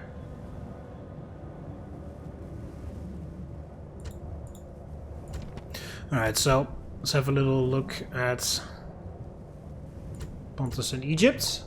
Yeah, so Pontus is very, very much down in the dumps right now. Like I already speculated, they lost the majority of their forces near and around Nicomedia. Those big armies that they sent over, wiped one after the other, after the other, after the other, and then it was just over. Sort of like broken the backs militarily. And they can't really get back up again this quickly. They only have 3 settlements left anyway. Only 2 of which are large cities, so, you know, that's a plus. 2/3 of their stuff is still large cities. But yeah, only 3 settlements. And I've got another army coming in, another army coming in. A few armies retrained and approaching that way. I mean, Egypt is buying them a little bit of time. But the other army is already at Sinope. You know, next turn it's done retraining. Then I could possibly leave. Maybe I can hire some mercenaries to leave Sinope quicker. And then Masaka's already on the siege. So they just can't get the ball rolling again quite quickly enough. They were just broken militarily too early. I mean, look at this. They literally don't have any proper forces left. I think all they have left is their garrisons and like some stuff that they quickly train or hire in terms of mercenaries and send my way. Egypt doesn't show any signs of slowing down, even though I've wiped out army after army. It says that they're bigger than ever before. But they're halfway there in comparison to me. I'm still way bigger than they ever have been. So in comparison, they're still not that fantastic. And I'm even doing some additional stuff right now. I'm getting the extra, you know, I'm replacing those levy pikes. I'm training a new army in Greece with royal pikes. So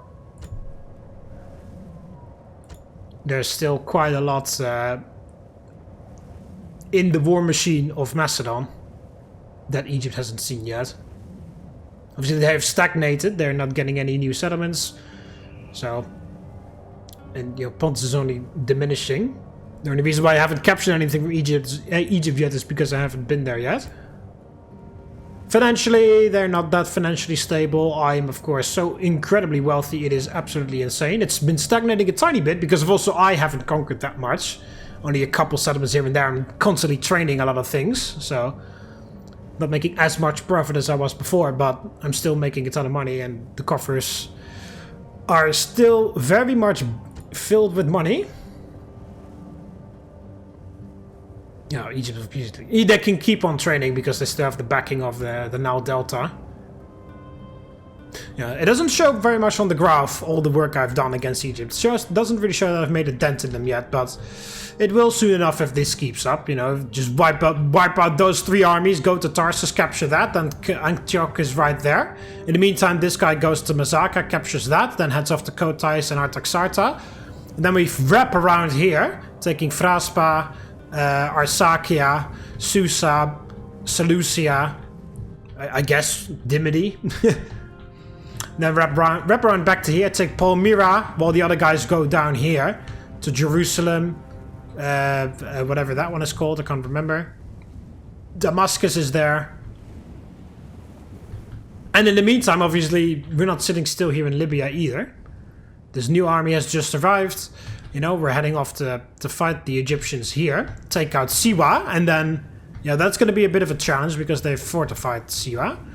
But yeah, then the heartland is under threat. And when they don't have Alexandria, Memphis, and whatever the one at the bottom is called, that's going to be some serious issues for the Egyptians. That's where the majority of their population comes from. That's probably where the majority of their money comes from as well. That's all of the huge cities where the majority of the population is. So if I just, bam, just hit that, it's going to be quite fun. Actually, now that I think about things, yes, I landed this here. But how about we hop on this boat and then go this way? I mean, look at how poorly defended Alexandria is.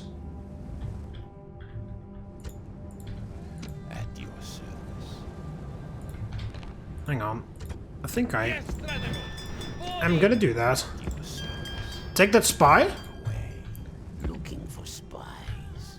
Ready to sail. Yes, I don't need the additional spy here. The spy is enough to keep an eye on things.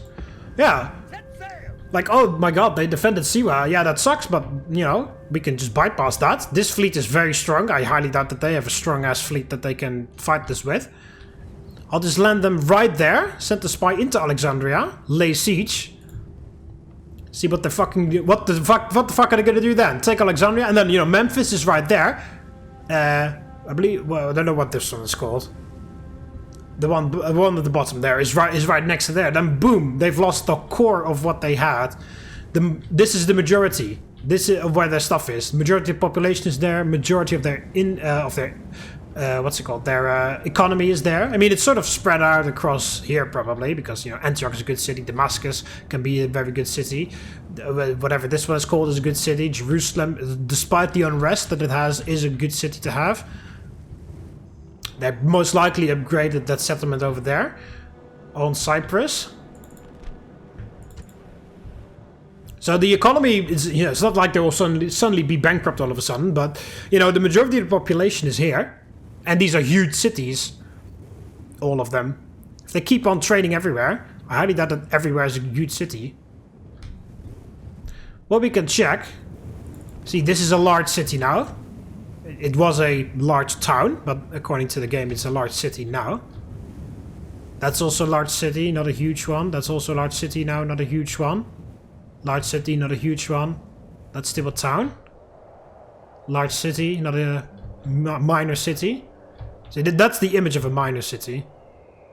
See? This is correct still. It's still a minor city. That's how it looks like.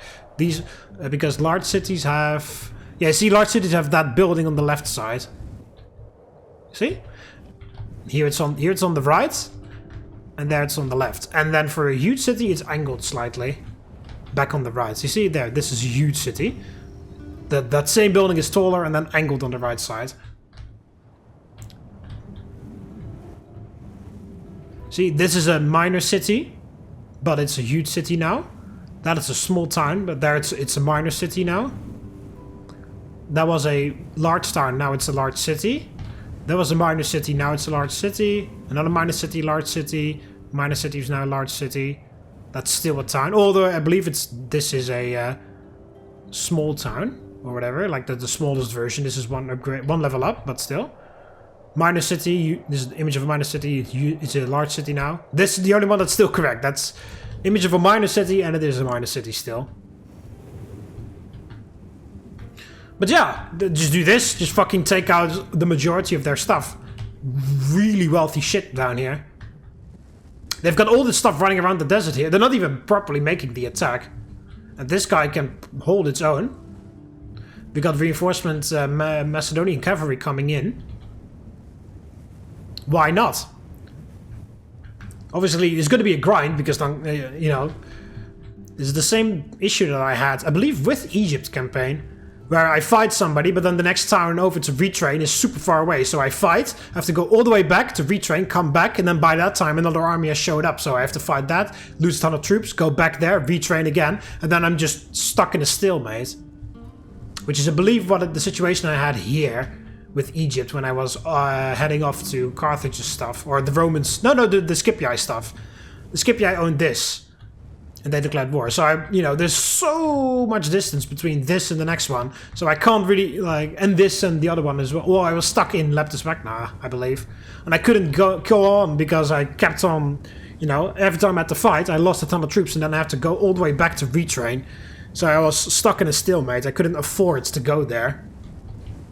Until I moved on some extra troops and I sailed past. It's essentially the same situation here. Every time I go here, this city doesn't have the... Well, it nearly has all the supplies to retrain everything. My lord!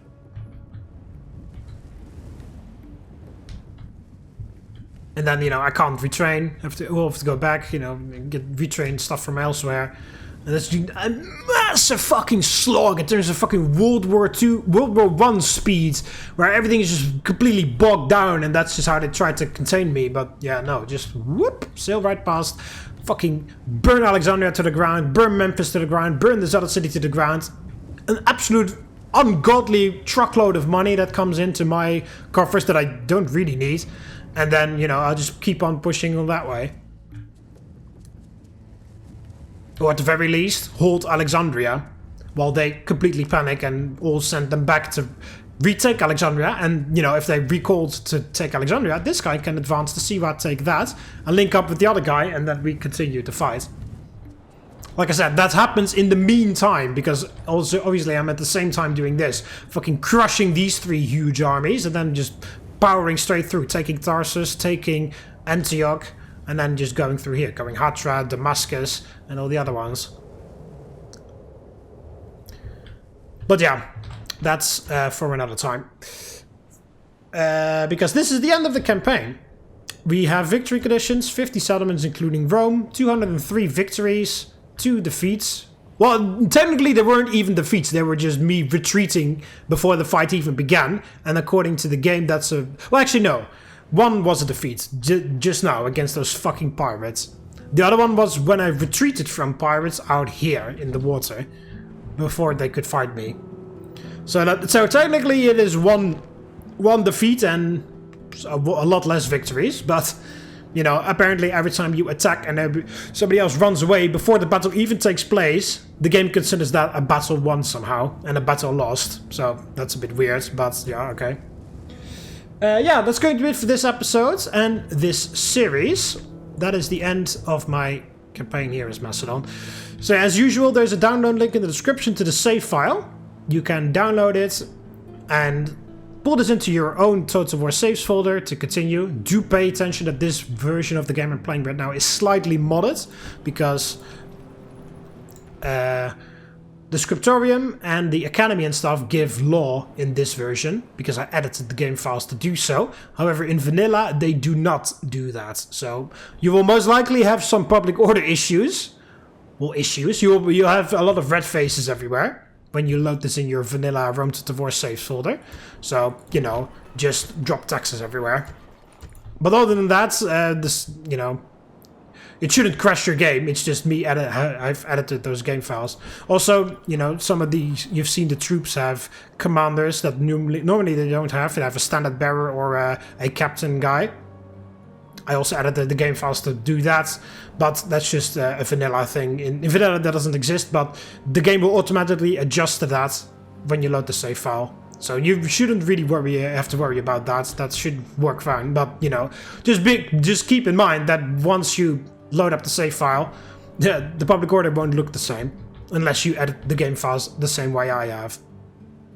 But yeah, there's a save file in the description of the video. You can go there or download link to the save file in the description of this video. You can download it, put it into your own Rome to Divorce saves folder, and continue the campaign on my behalf. Do a little bit of messing around. Look at army builds. Look at your favorite general that I didn't pay attention to or something. Yeah. You can continue the campaign. If something fun happens, do let me know. I always love to hear it. Yeah, that is it. So let me save it officially and then end it off. So there we go. That was my Rome to the War campaign as Macedon. Yeah, not at all how I expected this to go, because obviously the main idea as Macedon is to rebuild Alexander's army, or Alexander's empire, I mean, by conquering all of the east, which this did not shape out to be. I mean, obviously I had to go west to some regard, because it is part of my victory conditions to conquer Rome. So I had to conquer Italy at some point anyway. But the way it turned out in this campaign, I was constantly forced further and further west because people kept attacking me. At the start of the campaign, I wanted to make an alliance with the Greek city-states to fight the Romans together. But then the Romans and the Greek city-states declared war on me. So I had to fight both of them. And of course, war with Rome meant I had to go to Italy, right off the bat. Which went very well. I absolutely destroyed the Brutii before they ever had a chance to become big or powerful. I wiped out their initial force that laid siege to Corinth, and then afterwards they were never really a threat. They never even captured Apollonia. My king was able to capture it before the Brutii could. And then I landed in Italy and wiped them out. And then I did the same with the other factions, just slowly one at a time. Essentially the most resistance I faced was from, I guess, the Scipii? I mean, honestly, the Romans didn't really put up that much resistance, all things considered. Because I attacked them very early on. Because they attacked me very early on, so I had to counterattack. And I'm not gonna sit there and wait for them to grow and become powerful and only then do it. So, like, no. I'm just going to fucking... They declared war, then it's immediately... It's like that meme where the eyes turn red and you hear, like... Like, you know, that Terminator mode activated. It's like fucking go time at that point. No mercy, no nothing. It's just blitzkrieg all the way until they are absolutely destroyed. Yeah, the Brutii only at the start were pretty difficult, and then after that wipe at Corinth, essentially it was nothing. Then the Scipii had some trouble because they reluctantly, with the utmost reluctance, finally decided to capture Syracuse. It is literally their first objective in the campaign. The very first thing that the Senate orders them to do is to capture Syracuse. That's the very first mission you get as a Scipii. And they dragged that for so long because it was all herder hates the player, herder anti-player bias. That was all it was. They were... Because the Syracuse was owned by the Greek city-states and I was at war with the Greek city-states. And the AI was hell-bent on making my life as... worse, as badly as possible. And therefore, you know, if they take out Syracuse, my enemy is weakened, and they don't want that. They want all my enemies at strongest, so they sort of like make an unofficial alliance all together.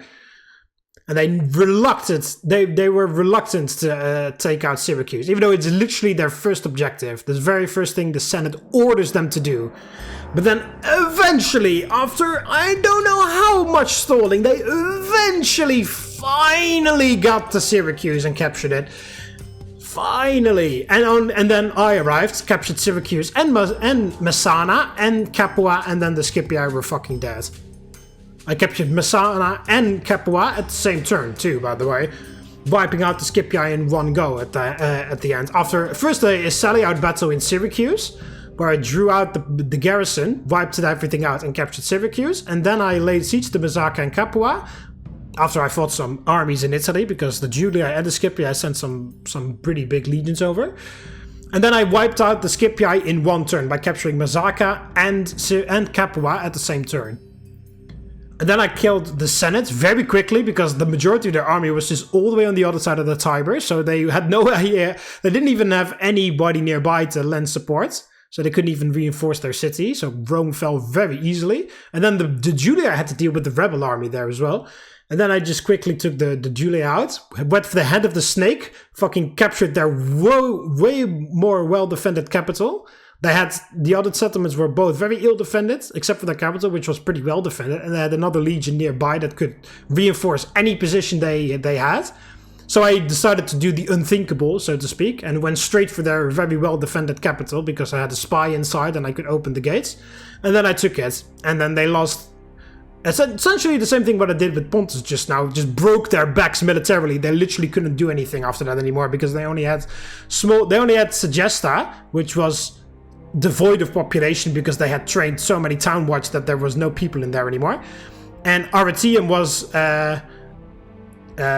what was that? Arminium. I keep mixing those two settlements up, but you know, the other one was under siege in the next turn anyway, so they couldn't do anything, and it was completely broken. That legion came in to lay siege, but it was already, the campaign was already lost for the July at that point. I mean, technically it was already lost by the second they declared war on me, but I didn't know that yet. And then I was finally done. I was like, alright, I'm done. But then over there, during that, Dacia declared war on me, because Thrace had already declared war on me. But instead of taking advantage of a weakened Thracia, Dacia decided to declare war on me as well, all of a sudden becoming BFFs with Thrace, so I had to go further north and northwest. And then the Gauls declared war on me as well when I landed in Italy, when I captured that territory from the Brutii. The Gauls blockaded my ports.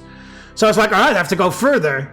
But when I finally took out the Julii, the Gauls all of a sudden lost their bulls. They were like, oh fuck, the Macedonians are at our gates. We hope that the Julii would hold them off a bit longer, but the Julii are fucking dead. Again, they made a fucking alliance with the Gauls. Never took Mediolanium, never took Batavium, never ever took any of that shit. Absolutely ridiculous. It's just the anti-player coalition at full work. But then the Gauls just lost their bulls for a second. They're like, oh fuck, the Macedonians are pretty strong, and they just wiped the fucking floor with the Romans, and we're next. And we just lost a ton of stuff in Iberia, because they were fighting the Spanish at the time. And they were like, oh fuck, please a peace treaty. And because I was so tired of everybody declaring war on me all the time, I was like, hey, I want to accept, I want to play along the rules of the diplomacy. So when they offered that ceasefire, I got them to pay me some money, and then I honored it. I honored that ceasefire. And I went after Dacia, which was essentially already dead at that point anyway, because they only had small towns like Euvavum and Lavosice. You know, they did a very smart thing in Lavosice by building a fort on the river crossing, so I took some extra turns to get there, but it didn't matter in the end, because Lavosice didn't have any population either, so they couldn't even train anything. And then I assassinated the final guys, all the way out in the steppes, and then they turned rebel. And the very millisecond afterwards, Scythia took that stuff, like a bunch of vultures. And then, of course, Gaul declared war on me again after they got their act together in Iberia, and they captured everything, and they wiped out the Spanish and kicked out the the Carthaginians. Then all of a sudden they thought, oh, we are invincible, and then they declared war on me. And of course, then it was once again Terminator mode activated, because once again, you know, I was drawn further west again, because they keep declaring war on me over there, so I keep having to go that way. And then I was just drawn west further and further and further, and Pontus was actually a very nice neighbor for a very long time. They never did anything like that. You know, if they... and I was fine with it, because I was kept being drawn elsewhere, so I didn't want to fight multiple wars on multiple fronts. So I was very happy with that, just Pontus being very chill over there in the east. So I was like, okay, fine. Yeah, they're still dealing with the Seleucids, which stayed alive for so long. You know, Egypt is doing its usual thing where it fucking backstabs every living, breathing human in a fucking 300-kilometer radius. You know, they were just all busy with their own thing, and, you know, all my incentives were drawn west. So that's where I went, because, you know, like, barbarians kept declaring war on me. First it was the Romans, then it was the barbarians. And then it was a time when the game actually started to do the diplomacy normally, where the Britons asked me for an alliance, Numidia asked for an alliance against Carthage, Parthia asked for an alliance against Egypt. Yeah, eventually, you know, like they all of a sudden started to act normal, so to speak. They're like, all right, well, this anti-player coalition thing isn't working. Let's just play the game normally. It almost seemed like the AI was coming to that conclusion. But yeah, then I, of course, absolutely fucking tore the fucking Gauls asunder. Terminator mode activated, fucking ripped their fucking shit to I don't know how many pieces.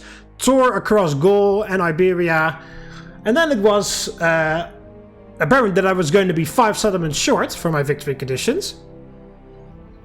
And then it turned out that Pontus very voluntarily wanted to deliver those 5 settlements to me, because they declared war on me out of nowhere. So then all focus shifted to the east. And then Egypt even joined with their alliance. Egypt, you know, again, Egypt, the backstabbing scumbag that's backstabbed every single person. They backstabbed Parthia, they backstabbed, but essentially they backstabbed the Seleucids, because I'm fairly sure they had a, well, not an alliance, but they had like trade agreements and shit with the Seleucids, but they backstabbed the Seleucids first, forcing everybody else to join in. They made the anti-Seleucid coalition.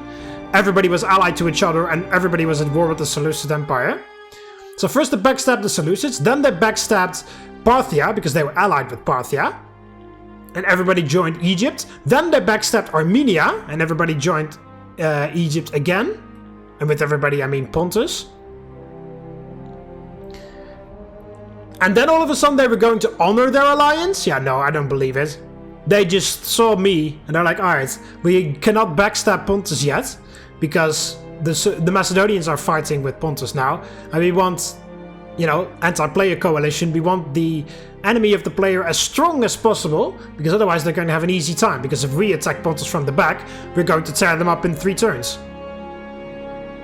So we want to stay alive. We want Pontus to stay alive as much as possible. But then obviously I started to fucking rip Pontus a new one within the turn that they declared war on me. And Egypt was like, hey, this isn't working. We have to help them out. And then they declared war on me right away afterwards. And we've been at war with those two ever since. And yeah, Pontus lost all of their shit. They lost Nicomedia, they lost Sardis, they lost Halicarnassus, and they just now lost their capital Sinope. And Masaka is going to follow very soon.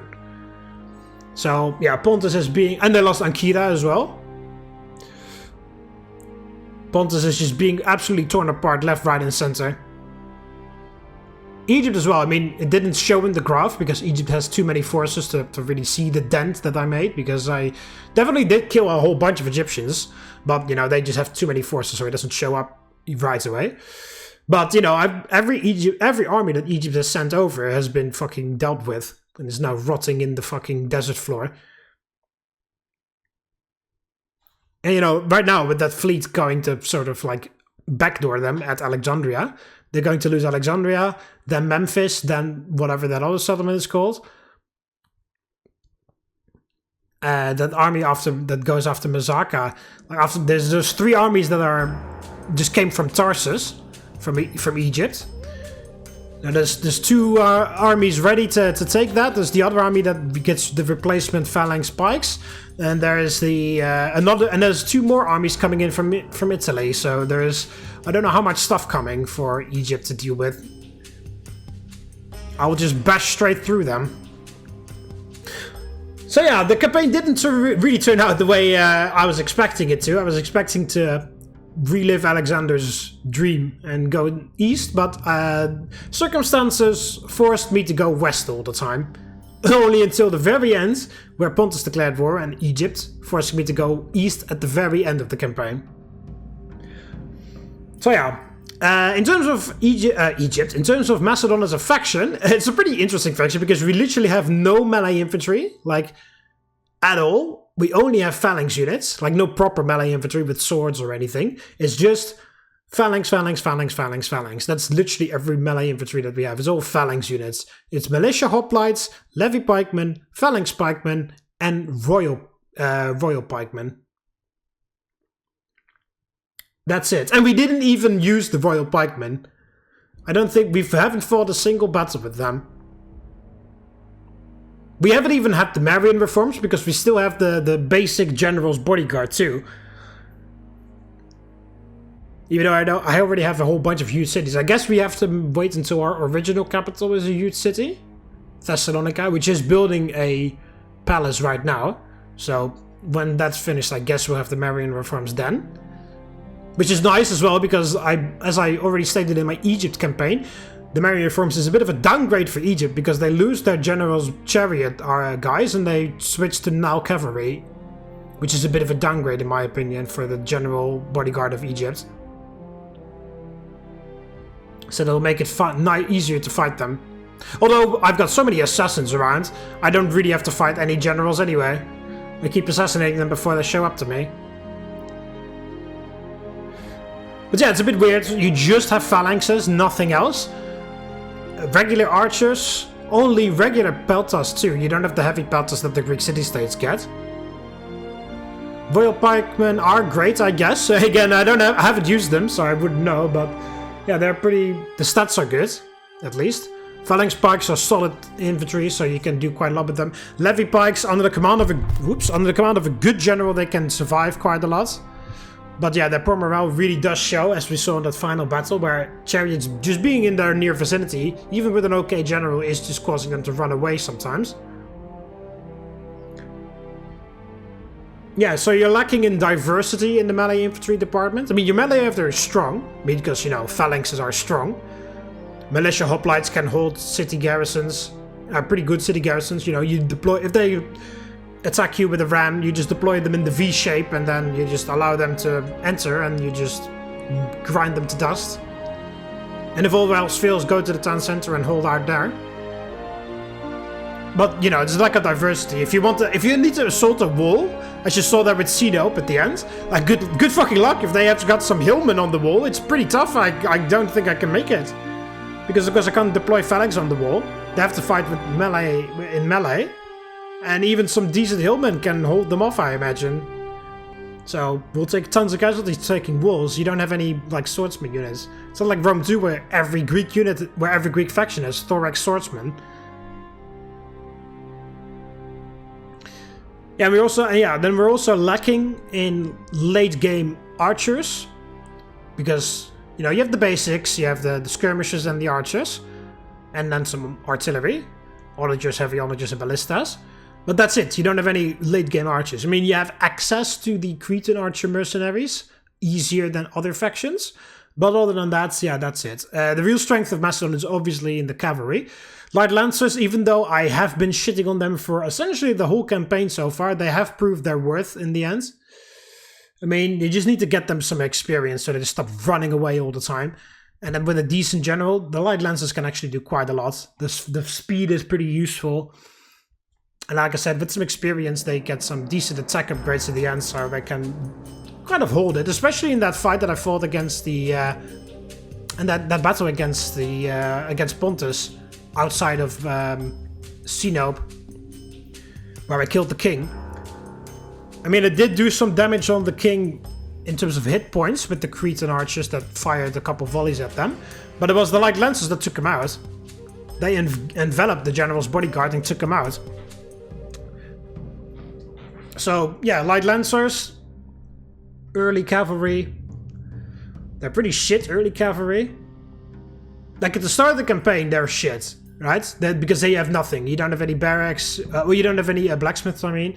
You don't have any experience. You don't have upgraded temples of Ares for the experience. All your generals need to level. That's the part where they suck the most. But you can definitely morph them into some pretty decent units in the end. I mean, at the very end. And it's not like I started disbanding them everywhere. I've completely skipped Greek cavalry. I completely skipped it. Even though Light Lancers are worse than Greek cavalry, because Light Lancers are technically shock cavalry, they're not melee cav, so they have a great charge, but then in melee they should do rather poorly. But, you know, I sort of persevered with them, and then, well, continued, immediately switching to Macedonian cav when I conquered Italy, completely bypassing the Greek cavalry. But yeah, you technically you have access to Greek cavalry. I bypassed them, I never trained any of them, but yeah, you have access to Greek cavalry if you're too disappointed with the Light Lancers. You don't want to wait for them to get the experience or whatever. Then the Greek cavalry is a solid replacement. They have less charge, but they have good attack and defense, better than the Light Lancers, I mean. So they can better morale, most importantly, so they can hold their own quite well. And then, of course, there's the bulk of the Macedonian cavalry is behind there, is the Macedonian cav, which is sort of a cheaper version of Companion cav. They take 1 turn less to train, they have less upkeep, they have roughly the same stats, they're a bit less in the terms of stats, I believe. Ever so slightly, but essentially they're just a slightly cheaper version for the same unit. And it takes 1 turn to train them instead of 2. And yeah, and then in the end you technically also have Companion cav, but I never used them because once again I beat the campaign before I got the Companion cav out. I beat the campaign only at the very end here. I got huge cities, and then, you know, it takes 5 turns to build a a palace for a huge city. And most likely you need to deal with some public order issues then first. So you need to do that, so that takes some time. And then takes some time. And then you need to take 6 turns to build the royal cavalry stables to get access to companion cav in the first place. And then you need to train them, and like I said, they take 2 turns to train. And then even when you have them, you can only retrain them at that city. So you need to fucking send them all the way back all the time. And I was way faster than that. The campaign is already over for me, so yeah. But yeah, companion cavalry, in terms of stats, and you know, I have used them, I've played them in multiplayer. I have fought with companion cav, they're great cavalry. But yeah, it's a bit of a weird roster. Only pikes as your melee, so very limited melee, melee infantry. Lacking late game archers and solid cavalry. It's not super diverse for units, but it's still solid cavalry. Lacking, I guess, lacking diversity again. You know, you don't have militia cav like the Greek city-states for some missile cavalry. Stuff like that. Yeah, so all in all, Macedon, yeah, alright, it's alright. Still, the best Greek city, the Greek faction is the Seleucid Empire. Because they have essentially all that Macedon has, plus more. The only thing that the Seleucids don't have is advanced archers. You know, they have the silver shield pikes, which is essentially royal pikes. Just with a smaller shield. Silver shield legionnaires, some very high tier melee infantry with swords for taking on walls and stuff like that, for a bit of diversity in your armies.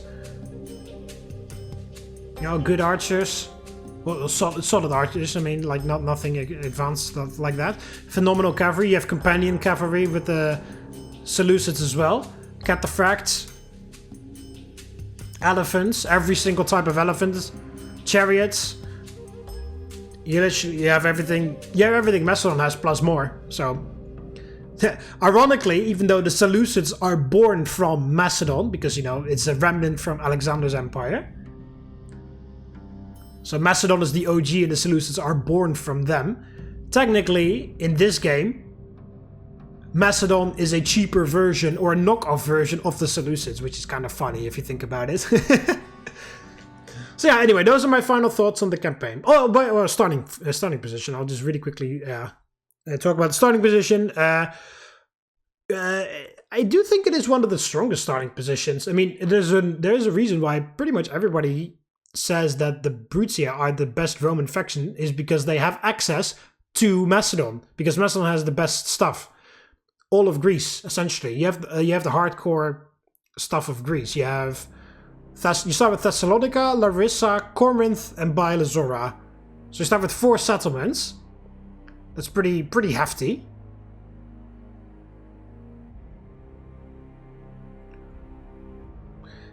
You have essentially like the main core central locations in Greece, and they're good cities too. Like from the start of the campaign already, they're quite significantly developed. And you know, all the Greek cities trading with each other. When once you conquer all of Greece, you get a lot of access to all of the Greek cities trading with each other. The internal trading is really going to skyrocket very soon. And you have access to some rebel settlements as well if you don't play on very hard difficulty and the AI is a bit more mild, because the AI being ultra aggressive is part of very hard difficulty. I'm fairly sure if you play on normal or easy, the AI will not be this relentless, and they'll be a bit more receptive to diplomacy. I mean, they may still backstab you, but you know, that is just Total War in general, not just this game, but Total War in general. They have access to, so if you want to play along and don't really want to take out another faction immediately, you have access to rebel stuff quite a lot. You have access to Byzantium nearby. You have access to Apollonia nearby. Apollonia is not a great city, but you can deny it from the Bruttii. You have access to Athens right away, because Athens is rebel controlled from the start. And of course, you know, if you go on very hard, or if you want to declare war on the Greek city-states, you know, there is Sparta nearby, there is Thermon nearby. You also have access to Crete and Rhodes, if you get some naval presence. Access to Kydonia and Rhodos, the city. So essentially in your immediate vicinity is a lot of good stuff. And then once you own all of that, you have all of Greece. There's a lot of internal training and trading with your city, so a lot of money. And I haven't even mentioned the best wonder in the game, the golden statue of Zeus at Olympia. As Macedon, you start out with the best wonder in the game because it's part of Corinth's territory, and you start with Corinth. So you start off with the best wonder of the game, like right from the get-go. So even though it can be kind of tough because you're sort of in the middle of everything, you know, you're especially Corinth is isolated with rebel-controlled Athens to the northeast and Sparta and Thermon to the south and north, respectively, from the Greek city-states. You know, it's pretty isolated. Larissa is only supported by Thessalonica in the north. Then you have the rebel-controlled Athens on the in the southeast and Thermon to the southwest, and Apollonia rebel-controlled to the west. Bylazora is, you know, exposed to invasions from Thrace and the Dacians, like what happened to me in this campaign. So you're not essentially like, it's not like the best position ever where you're constant, like a nice sort of like in what's it called, Parthia, where they're tucked away in the corner of the map and the only way is forward, you know. So that is tough in that regard, but the territories you own that you start out with are so nice, and there's so much potential for immediate expansion. Like I said, you can go rebels, you can deny Apollonia from the Bruttia, you can take Athens, you can take Kydonia, you can take Byzantium, or if you want to just declare war on the Greek city-state anyway, yes, there's Thermon, Sparta, Rhodos, you know, there's Pergamum then, I guess, you know, if you want to immediately go east. There's a lot of potential there. So, and like I said, you start out with the best wonder in the game, the statue of Zeus. So, you know, I do think they have one of the best starting positions. I mean, the starting position, it's in and of itself is pretty, like, mediocre, I should say, in terms of how tough it is, because there's decent amount of rebel stuff around to sort of buffer for inexperienced players. So I would say sort of a mediocre starting position. Just the geographical location. But if you like take account the cities, how developed they are, the potential of the expansion, the immediate enemies around you, and of course that you have the wonder at Corinth, it is, I think, one of the best starting positions. I mean, like I said, it is no wonder why everybody claims that the Bruttia are the best Roman factions, or why everybody wants to go for Greece anyway. You know, that is the easiest way to make a ton of money, because all of that can be developed quite quickly, quite easily, and is ultra rich because they keep trading with one another internally, making every city over there make a fucking truckload of money very early on. Relatively speaking, of course. Once you build it up, then they actually start to make a truckload of money in terms of the numbers. But relatively speaking, from the early campaign, they are very strong. So yeah, I think the, you know, geographical location is mediocre, but then the potential, which is essentially limitless, makes it one of the best starting positions, I think. You know, Parthia has a great starting position because they have got, you know, they've got the back facing the end of the map. Their only way is forward. They can only go one direction. The settlements are crap, but they can, you know, they have access to some good stuff later on. You know, Seleucia is great because then you have the wonder. Antioch, Damascus, all that type of stuff is good, but you know, it takes a little while. You need to kind of get there.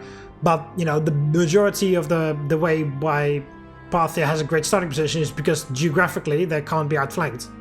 There's only one way for them to go, so that's really nice. But you know, the settlements are not that phenomenal. And with Macedon, it's the other way around a little bit. So they're sort of surrounded by everyone. But it's a little bit of a, you're not locked in here with, I'm not locked in here with you, you're locked in here with me kind of situation, because there's so much potential right off the bat with the rebel stuff, you know, Athens, Apollonia, Byzantium, Kydonia, and also Sparta, Thermon, and roads and Pokemon if you count faction AI faction controlled settlements. You just need to conquer a couple of them to link everything up together, and then you've got a powerhouse.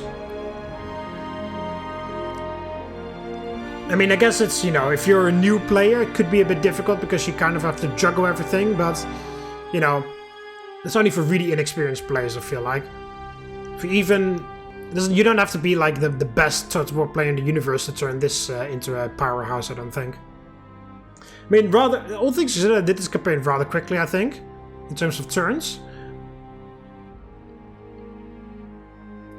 It's not like I was trying to get this done as fast as possible. This is just how I like to play.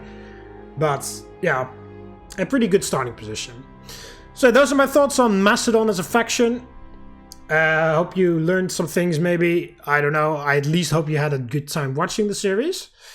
Even though, yeah, like I said, somebody said, a whole bunch of people in the comments were kind of disappointed that I didn't relive Alexander's dream and just conquered all of the East.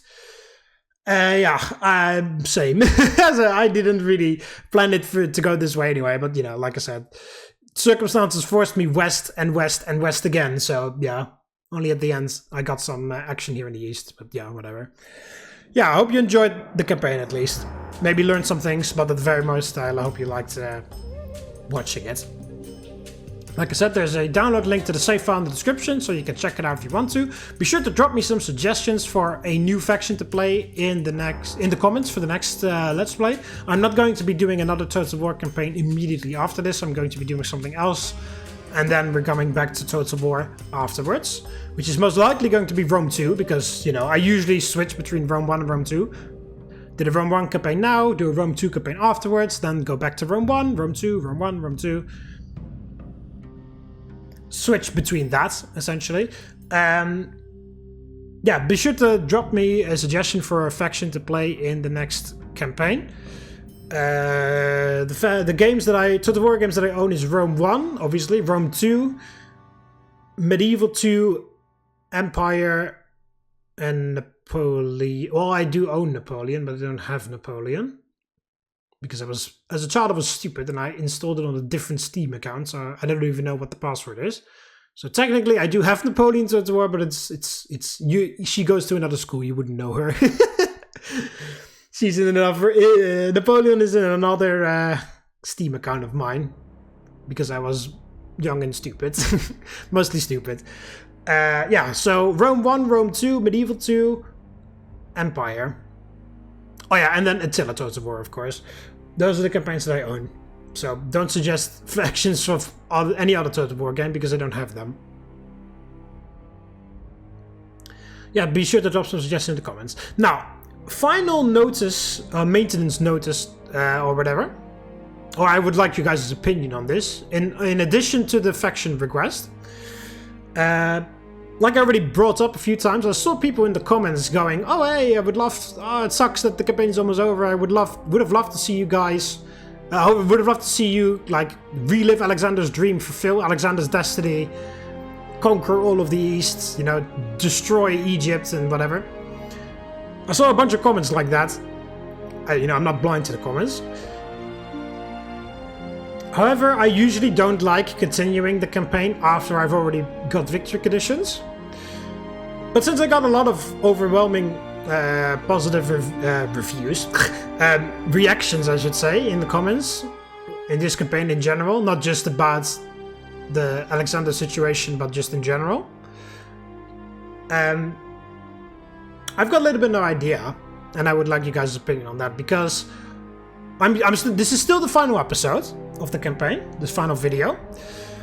But what I could do is do a live stream of me continuing the campaign.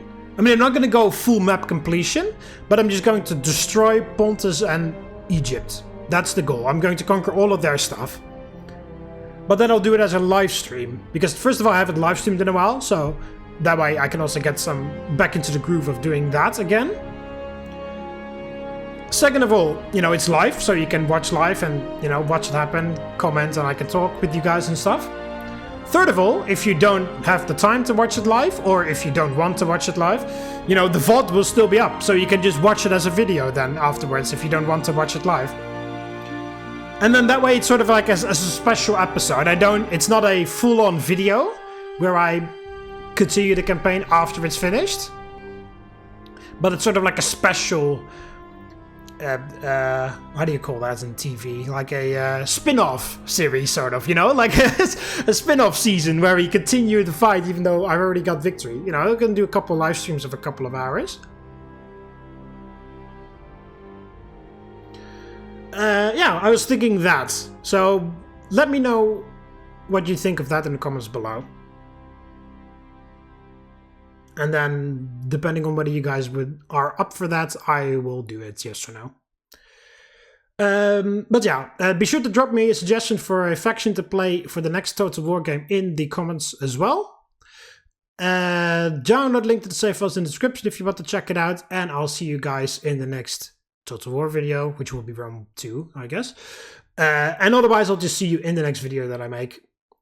See you later, Romans. Waleta.